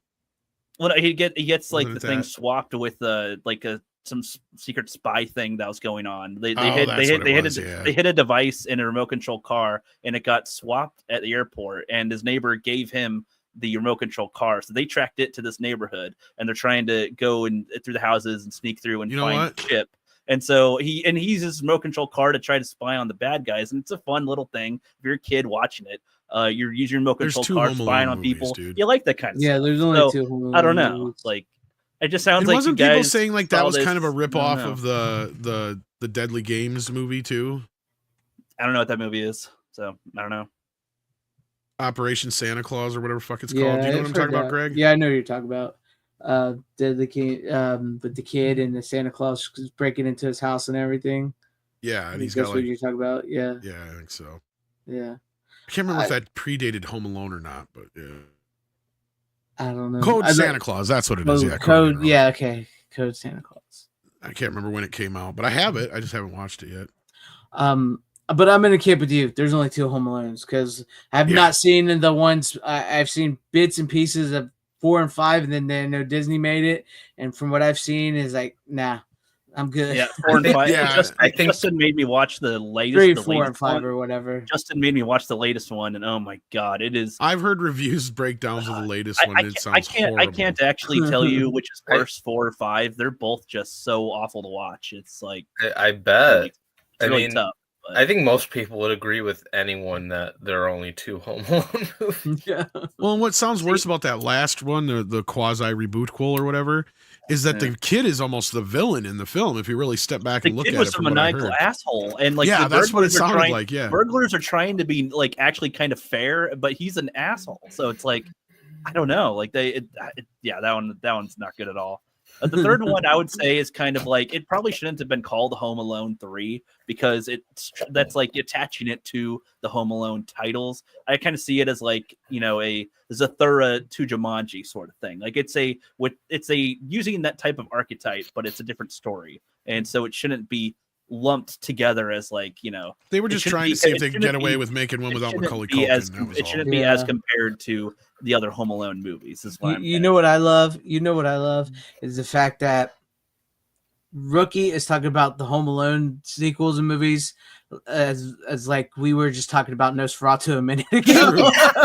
I mean, not really. It's more like I actually and Santa Claus the whole movie I'm talking about though. But that's true. That's true. I will give you that. But that's just Rook. That's just who he is. Even if I hate a movie, I usually finish the movie. No, I like that. I'm just saying that the problem with your earlier theory though, Rook, is I would buy into it if it was a movie that was written as something else and then they just decided to adopt it as a Home Alone film, but it wasn't. Mm-hmm. It was written by John Hughes as Home Alone 3. He clearly did it for a fucking paycheck. Well, they did, especially in those times. And he's somebody who never really did that very often. And it is probably his worst film because of it. Possibly. That could be true. Like that's why I look at it as it's kind of like I didn't even know he wrote the third one. Yeah, he did. It's like this bad patch on his resume and me. And not only that, it's one of his latter films before he passed away, I think, too. It's so funny. It's funny too because like the Home Alone 1 and 2 are clearly like Christmas centered movies. The Home Alone 3 doesn't have that same feel, even though it's around Christmas time. But it's like Christmas is more of the backdrop to the situation. But that is why he gets the car. Like, but that's like a minor detail, you know. All right. Well, I'm done with Home Alone. So. Well, that's all right. Okay. I guess we'll move on. I have one more, and then you have one more, and then we'll close it out. Jesus Christ! How many picks do you guys have? We told you he had 6 and I had 5. God, it's like you guys have 10. Actually, it's 11 once you count them I think together. it's because we like kind of talk about other movies sometimes too, so it feels like there's a lot more. But for my final pick, which it doesn't have to be a long discussion because we've talked about it before, but I do have Christmas Vacation, National Lampoon's. I watched that today. Oh, I had it playing in the background in my room. You serious, Clark? It's a great movie. It's an all-time Christmas classic. It's probably one of my all-time favorite Christmas movies that I actually will watch every single year. I mean, there's lots of Christmas movies I'll watch, but like Christmas Vacation is the one movie I will watch every year. Period. Shitter's full. It is great. The 4K doesn't look too bad. I know there was some complaints about the blue. It's kind of got like a blue tint to it a little bit in spots, so be aware of that. But it doesn't look. I've seen worse 4Ks before, so I have that 4K too, and I think I got that in like a pretty good sale back when Best Buy actually sold physical media back in the good old days. F Best Buy. Back in the good old days when Greg used to say "fuck my Best Buy" instead of "fuck Best Buy" in general. Exactly. Fuck, God, it's depressing. I miss those days. I miss physical media in stores. I definitely miss physical media. Big aisles, 5, 6, 7 aisles. So much movies you could just browse for days. Anyways, but yes, like I said, we don't have to talk about it long with you guys because Rook's never seen it. We've talked about it last year, I believe. I can't believe Rook hasn't seen it. Yeah, that's crazy. It's a fantastic movie. Well, speaking of Chris Columbus, yeah, I just read this. If you're bringing, I was going to say that story's making the rounds again, and John Hughes for that matter, because it's John Hughes written and I think he directed it because Chris Columbus has said, "Fuck this, I'm not going to deal with Chevy's shit." Yep. And that story makes the rounds every few years too. So yeah. Mm-hmm. I told that story to my roommates and they like laughed their asses off. Well, Chevy Chase was a fucking nightmare back then. That's why this was one of his last big movies. Yeah. Speaking of Chevy Chase, I watched Saturday Night. Oh well, after Greg's done, I'll have to ask you what you thought of it. Yeah. I can be done. I mean, it's one of the all-time greatest Christmas movies. Randy Quaid is great as Uncle Eddie. Chevy Chase and his family are great. You know, what can I say about it that's probably not been said about Christmas Vacation? Eddie, I've been meaning to ask you about the camper. Yeah, well, we lost the farm. I traded it straight up for the camper. And, you know, I'm just hoping you could help us out for the holidays, Clark. We coasted in on kids? Well, his kids can go fuck themselves. Or his kids can fend for themselves. That's what he goes, now don't you go falling in love with it when we leave here next month. Next month? Yeah. Oh, Lord. No, it's one of the funniest films ever made. And it's one of the rare third films that might even be better than the first film. Mm-hmm. It's like it's the most rewatchable of the vacation movies, and the first one is rewatchable as is. So like you said, yeah, it is. It's probably one of the best, and it's absolutely hysterical, and it brings that Christmas vibe to it. So like, Merry Christmas. Yeah. Merry Christmas. Merry Christmas. Kiss my ass. Kiss his ass. Yeah. Happy Hanukkah. Happy Hanukkah. Oh, that scene is great. Can't see the line, can you, Russ? We'll be happy. Speaking of which, we'll be happier than Danny fucking K. Hallelujah! Holy shit! Where's the Tylenol? Fix the newel post. Where are you going to put a tree that big? Bend over. You had a lot of nerve talking to me. I wasn't talking to you. Well, we needed a coffin tree, and it's good. I want it right here, brought to my house with a big red bow, so I can tell him what a cheap, low life, no good, floor flushing. I got most of it. No good, spineless, dickless, hapless piece of shit he is. Hallelujah! Holy shit! Where's the Tylenol? I got most of it. I got about 80% of it in there, I think. And he only, and that's all in the script. That's Chevy Chase in a nutshell. Here's the thing with Chevy Chase. He's one of those guys where whenever you talk to him, he came up with everything. He improvised everything. It was all him. He came up with it all. You read that script, it is almost word for word. Even that fucking speech, he only took out like one or two things. Like he just kind of took out some of the words that were probably a little harder to throw in there in the mix. Mm-hmm. And just, yeah, it just made it. That's the only difference he did was just little things here and there, and maybe some of the physical stuff. Right. But I mean, it's great. So. But I love that speech is exactly as it is in the fucking script almost. That's good. Poor flushing, no good, lying sack of monkey shit that he is. Yeah. Eddie, maybe not feed him from the table. No, he's probably rooting around the trash. And they look over on got the a chicken bone. Oh, he got it up. It's all right. And then when she said, "You ain't never seen a set on this dog," like Clark, and then his wife looks at the dog.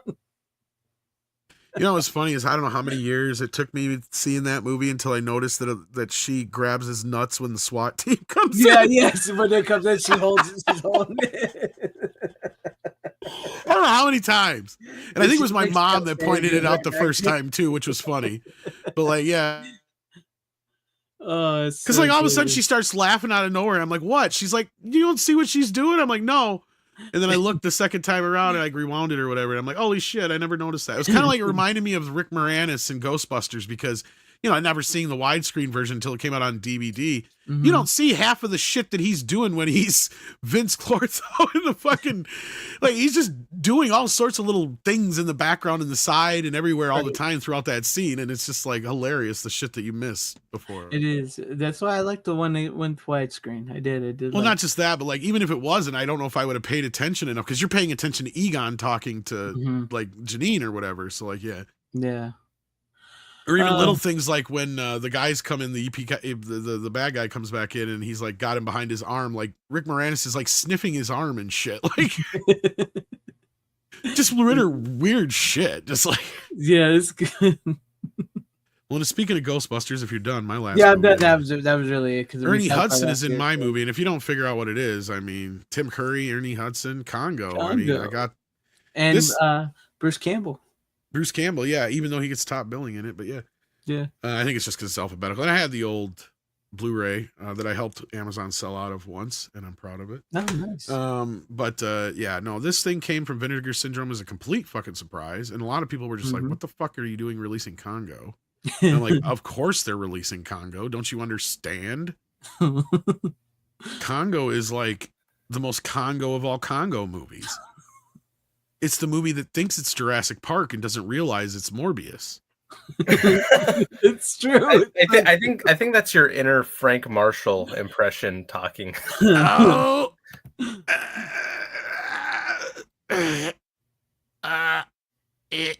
what? Hey,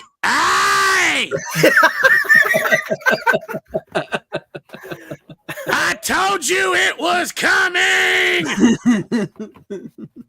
4K glory, baby. Congo. I'm coming off a hot streak. I got all the Jurassics. I got Twisters. I'm telling you, Congo 2's coming. But first, Tristers 3 with the 3 is the E. I was gonna say with could happen. I was gonna say with Twisters already coming out this Twisters year. 3 with the E. Twisters 3 with the E. TM trademark. I wonder if Glenn Powell and Superman will still be in that one. Superman's in that movie. Shit. Well, he's Do we have in. to pay for him? Well, he's in the latest movie, but he plays kind of a dickhead in it. I don't know what you're talking about. That David Corn sweat guy. He was in the second movie. Don't be doing that to Corn Boy. What about the gorilla in Congo? I mean, Amy did you is think sad. he looked real? Did you think it looked real? Oh man, I had seen Congo in a long time. I just remember being one of those. Amy is sad. Okay, and Amy is sad because people keep asking, why didn't you get Rick Baker and you got Stan Winston? I say, cut Jurassic Park! Because Stan Winston worked on Jurassic Park, and you can't say in the trailer from the producers, from the writer, from the special effects gurus that brought you Jurassic Park, if you don't have them. Fuck my wife. What?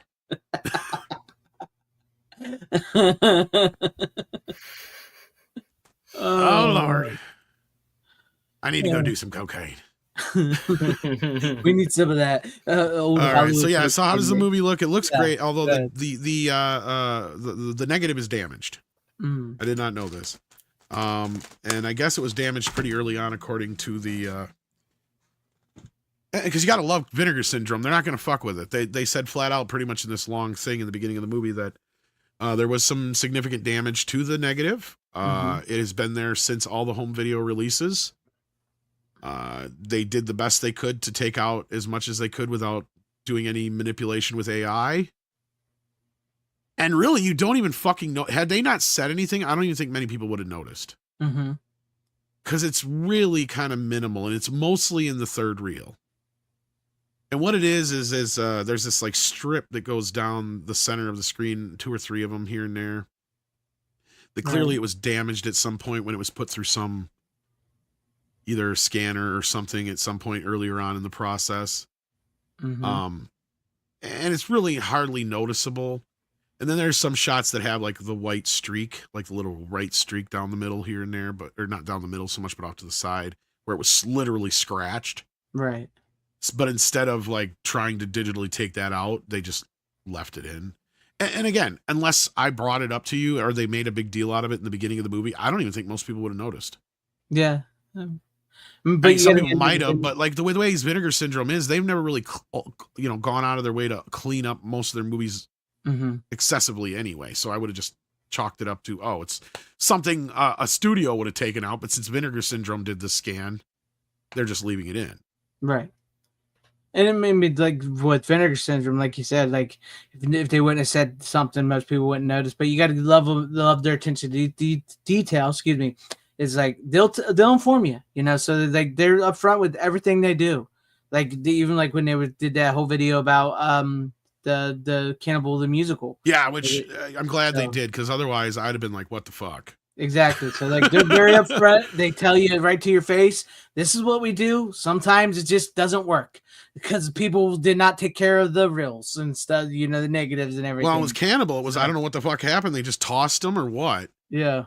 Because they said they did it in a workflow on digital. So the 35 millimeter print that they have is actually off of a like a Betacam tape or a master VHS tape, not a, since it was shot on 16 millimeter. But now with the technology they have, had they still had the original 16 millimeter negative or even a print of it, the movie would look amazing, but they don't have that. So now it looks like it's shot on video. Mm-hmm.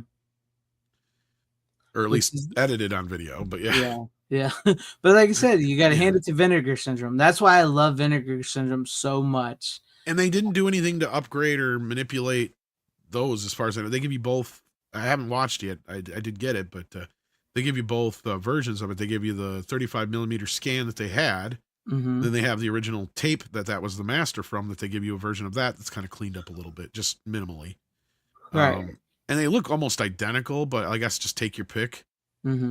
Like, to me, I mean, very minimal difference. But Congo looks great. Congo. There's some decent extras on here for what it is. I mean, the movie gets probably better treatment than it deserves, but that's because fuck you, Congo. I don't know if I willed this into existence, but if I did, thank you, Vinegar Syndrome, because it looks amazing. You get this really awesome, like classic looking poster for the even though that's not an original poster for the movie, but it looks like, you know, like I like it. like an old 70s kind of poster. Yeah. Of course, you get a book, which, okay. The typical kind of Vinegar Syndrome package, and then on the back is that art there. Oh, that's great. And then you get reversible art on the thing, and of course I did the video poster. Yep. There you go. But yeah, no, it looks great, sounds good. You get nice package of extras. I think it even has like the original EPK making of and all that kind of stuff. And I mean, you guys had to have been there when this movie came out. Like, I remember seeing it. Yeah, so you know what I'm saying. Like, they treated this like it was the second coming of Jurassic Park. Mm-hmm. It had the toys, it had the pump behind it as far as the marketing goes. But it's really funny because as you watch the movie, I start to wonder if the reason, because the movie almost feels like two different movies. Because the first 2/3 of the movie is great, it's amazing. And then all of a sudden, once you get to this lost city of Zinj, where the apes are, like the ape stuff feels like, okay, did they try to go and do some CGI stuff that didn't work and now they're just stuck with what they have? Because it feels like we're watching like a TV made for sci-fi movie all of a sudden. And it's like missing so much of the context, or something went wrong here. And it's just like... But it is such a gloriously bad ending to the first part, which is actually pretty decent, because you had this nice collection of characters played by good character actors, and you got, you know, Ernie Hudson, Tim Curry, Laura Linney, fucking, you know, just a great cast all around. It's just once they get to that part of the film, it just kind of falls off the rails and feels like something's missing or something didn't work, because there's like not much CGI in the movie. And this is post Jurassic Park. So you would think that they were going to try and sell it on that, but I don't think they were able to get the hair working. Yeah. From what until Mighty Joe Young when they finally got that. Yeah. From what I remember, I could be remembering a wrong movie now. Is this the one? So like it's got that gorilla that knows sign language / can sort of has like a voice thing, and yes, go. That's Amy. Yeah. And they go to the city of whatever he said, Zinj, and don't they start getting like picked off one by one? But you don't really see the apes there. That's what I'm saying. It feels I remember the like tone was pretty creepy. Like they're just being picked off. It's kind of like a Predator thing, but people that are not equipped to do anything like that. They're just getting that's the last quarter of the film. Oh, like that's the last quarter of the film. It feels like a completely different movie almost. But then when you see the apes, it's like, oh, cringe. It was better when we didn't see you guys. Like it was better just the idea of them was neat, but seeing them, it's like I don't need to have that. My imagination was doing a lot of the work for me, you know. That's what it was. I remember seeing it and watching it, and Yeah, I do remember them making a big deal about the ape puppetry on TV. I can't remember if I saw it on like a making of on TV. That's or probably something. the one that's on here, yeah, because they had a whole like half-hour thing for television and everything. Yeah, just they like did a whole Jurassic. thing. They Like, marketed it just like Jurassic Park. This person is in the suit, and the gorilla looks so real you can't even tell it's a person in a suit. Yes, we can. And it's like once you watch it, you're like, yeah, you can tell. No, but I have a theory that that's probably what happened. I don't think anybody's ever admitted it anywhere. That's my speculation, is that the last part was supposed to have a bunch of CGI elements and stuff that just didn't pan out. Right. Well, did they want to have a final battle with like with our little gorilla versus all those gorillas or something? Like, what did they think? No, I'm trying to see. I read the book way back when, but I don't know now. Weird. See, because I was talking to somebody about it the other day on a different show where this was the movie that we were talking about, and I don't know if I may have read like a junior adaptation or something of it, because there was characters and stuff that I'm like, oh, they're in the book, and they're like, no, they're not in the book. I'm like, okay, so maybe I didn't read the actual book. Mm-hmm. Okay, wait, so I'm actually forgetting what is the ending? I actually don't remember in the book. In the movie, they kill all the bad apes, and then they let Amy go free. How do they kill them? The volcano erupts. Oh. Because that was the only time they use any CGI, and they make a big deal out of it, is during the volcano eruption, because it's supposed to be one of the more photorealistic. Because they have a movie called Volcano come out, though. Yeah, around the same time, yes, and that's probably why, because they had the technology. But it looked pretty good. I don't remember the. Well, that's what you got to remember, guys, about this time period, is every time somebody would do something in one of these movies, like it started with like the morphing thing in Willow. Yeah. And once somebody saw morphing in Willow, they're like, well, we want to do that. So then Michael Jackson did it in the video, and they did it in a few other movies. And then the morphing became the liquid Terminator shit. Yeah. Right, which kind of started as The Water in the Abyss. And so that was kind of the next thing. There's a lot of sucky versions that started erupting. And then there was Jurassic Park. So from there on, they were trying to make photorealistic animals and creatures. So Jumanji was like a next big kind of... Because you kind of have like these little pinpoints in movie history where the technology took a little bit more of a jump. In some cases, in like the 70s and 80s, you're taking major jumps with Star Wars and, a lot of the stuff they were coming like literally up with. Building the future of technology. Yeah, but then by the time you get to the 90s, it becomes smaller and smaller little pinpoint jumps with CGI. It was like, oh, so they did that in a commercial, or they did that in a movie or a music video. Let's do that same thing. How can we build a movie around that technology? That's kind of what they would start to do. So like volcano movies, you'd have 2 volcano movies because like in Congo, they figured out, oh, all these years you'd seen volcanoes in movies. Well, all they were doing was copying the guy who did it years ago. That's not what a real volcano looks like. We wanted to show you what a real volcano looks like. And then, of course, 2 years later, you get 2 movies based on volcanoes. Yeah, right. Copying what that looked like. Right. And that's kind of what it was. And then same thing with the animal part. Like they were trying to perfect animals and stuff like that. They couldn't quite get hair until Mighty Joe Young. They finally got to the point where, okay, now we're able to do this with strands of hair to where it looks like it's actually moving, and they have individual, characteristics and stuff compared to the more wonky or CGI that we were used to already at that point. And we would make little jumps here and there, but now it almost feels like we revert back, and then we're surprised when somebody uses practical effects and it looks so fucking good. It's like you look at the Grinch, the Jim Carrey Grinch, and it's like, whatever you think about that, they used a lot of physical sets and tried to use. Oh yeah, that's all almost 90% real. They tried to make that feel cartoony when it feels more cartoony than the Illumination Grinch. Like that's insane. Like something live action can feel. Barely made it 5 minutes into that thing. Yeah, the 3D Grinch always win, man. All right, but we would go like almost 3. Yeah, we're over our time, but yeah, so I can recommend it if you can still get your hands on it. I don't think it's sold out yet. It's a nice package. It's a little pricey, but if you're a fan of the film at all, or just kind of a fan of cheesy films and you haven't seen it yet, it's really great, especially if you're a fan of like adventure films from the 40s, the serials, and Indiana Jones type movies, and Jurassic Park. I think you'll dig it. Yeah, creature features. It's a fun one, and like you said, it's got the hippo looks great in it. That's probably the highlight of the movie. They did a really good job on that. So that's where Stan Winston's creature effects really shine. There's this great sequence about midpoint in the movie where they get attacked by these huge hippos. Yep. And it's a great sequence. The hippos look amazing, and none of it's CGI. It's all real practical stuff. So yeah. Yeah. It's still a fun movie, regardless what people think about it. I mean, it's lasted this long, and now you're getting a brand new, amazing set from Vinegar. Well, speaking of Tim Curry's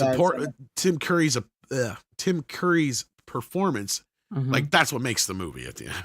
Yeah. His whole thing with his accent and everything, and Ernie Hudson's fucking great in it. Yeah. So I mean, It's the cast is pretty amazing. good. I love it when they allow character actors to be the stars of the movie. You know what I mean? Because like they chew it up all the time because that's what they're so good at. You even get a great cameo from Joey Pants, and he just shows up for 2 minutes, and that's it. So I love what they did. Like, we're going to make a movie, and the whole cast is just going to be character actors, and they're going to be the star. And you're like, yes, because like they chew it up, they know what they're doing, and they don't get this opportunity too often. So that's what makes it so fun. Yeah, and Dragonheart's in there somewhere between Jurassic Park and Yeah. Star Wars Episode 1. I can't remember exactly when it came out, but that's what I'm saying. You get to that point, it's literally like almost every year. It was like, well, what did they do last year? Well, let's see if we can build something on that. Well, Jurassic Park had dinosaurs. It was like, okay, well, can we make them talk? You know, like, well, that's probably where Dragonheart came in. Yeah, It's more likely, yes. Then let's do apes. well, and it kind of is reminiscent of when we talked about last year with Santa Claus the movie, right? Where the guys who made the Superman film are like, we know how to do all these special effects now. What's another character or story that we can apply that to? Oh, yeah, Santa Claus. That works. Yeah, we'll use all of our tricks we learned to fly and all that, special effects we mastered for that. Yeah. Exactly, yeah. And that's kind of what they were doing, just kind of reusing the wheel, but adding some new features to it every time. And it's kind of how movies moved along for a while. And we've kind of grown stagnant ever since. Yeah. Yeah. All right. Well, there you guys go. Have it. You can pick it up, Congo, if you want. And thank you, Tom. Thank you, Runner. Thank you, Rook, for hanging with me tonight on Christmas. I didn't expect the two youngins to show up. So, It's technically not it's a Christmas Christmas anymore. miracle yeah, for it's not you. Christmas anymore, is it? I got a video to edit. Yeah, we're still kicking. Still kicking. Yeah, we couldn't miss Christmas of all days. But I appreciate it, guys. Merry Christmas, Runner, Rook, Tom. Merry Christmas to everybody out there. Merry Christmas to all of you. Yes. Thank y'all for hanging with us tonight. Everybody home watching. As always, like, subscribe, share. Merry Christmas, movie hounds. Yes, Merry Christmas. And a Happy New Year. And as always, you don't have to go home, but Just remember that every time a bell rings, an angel gets his wings. But when this bell rings, a Mexican-American angel gets his wings. Anatolia gets blown up. So as always, Run for the border. Yeah, run for the border. You don't have to go home, but you can't stay here. Merry Christmas. Merry Christmas. Merry Christmas. Kiss my ass. Kiss his ass. Kiss your ass. Happy Hanukkah.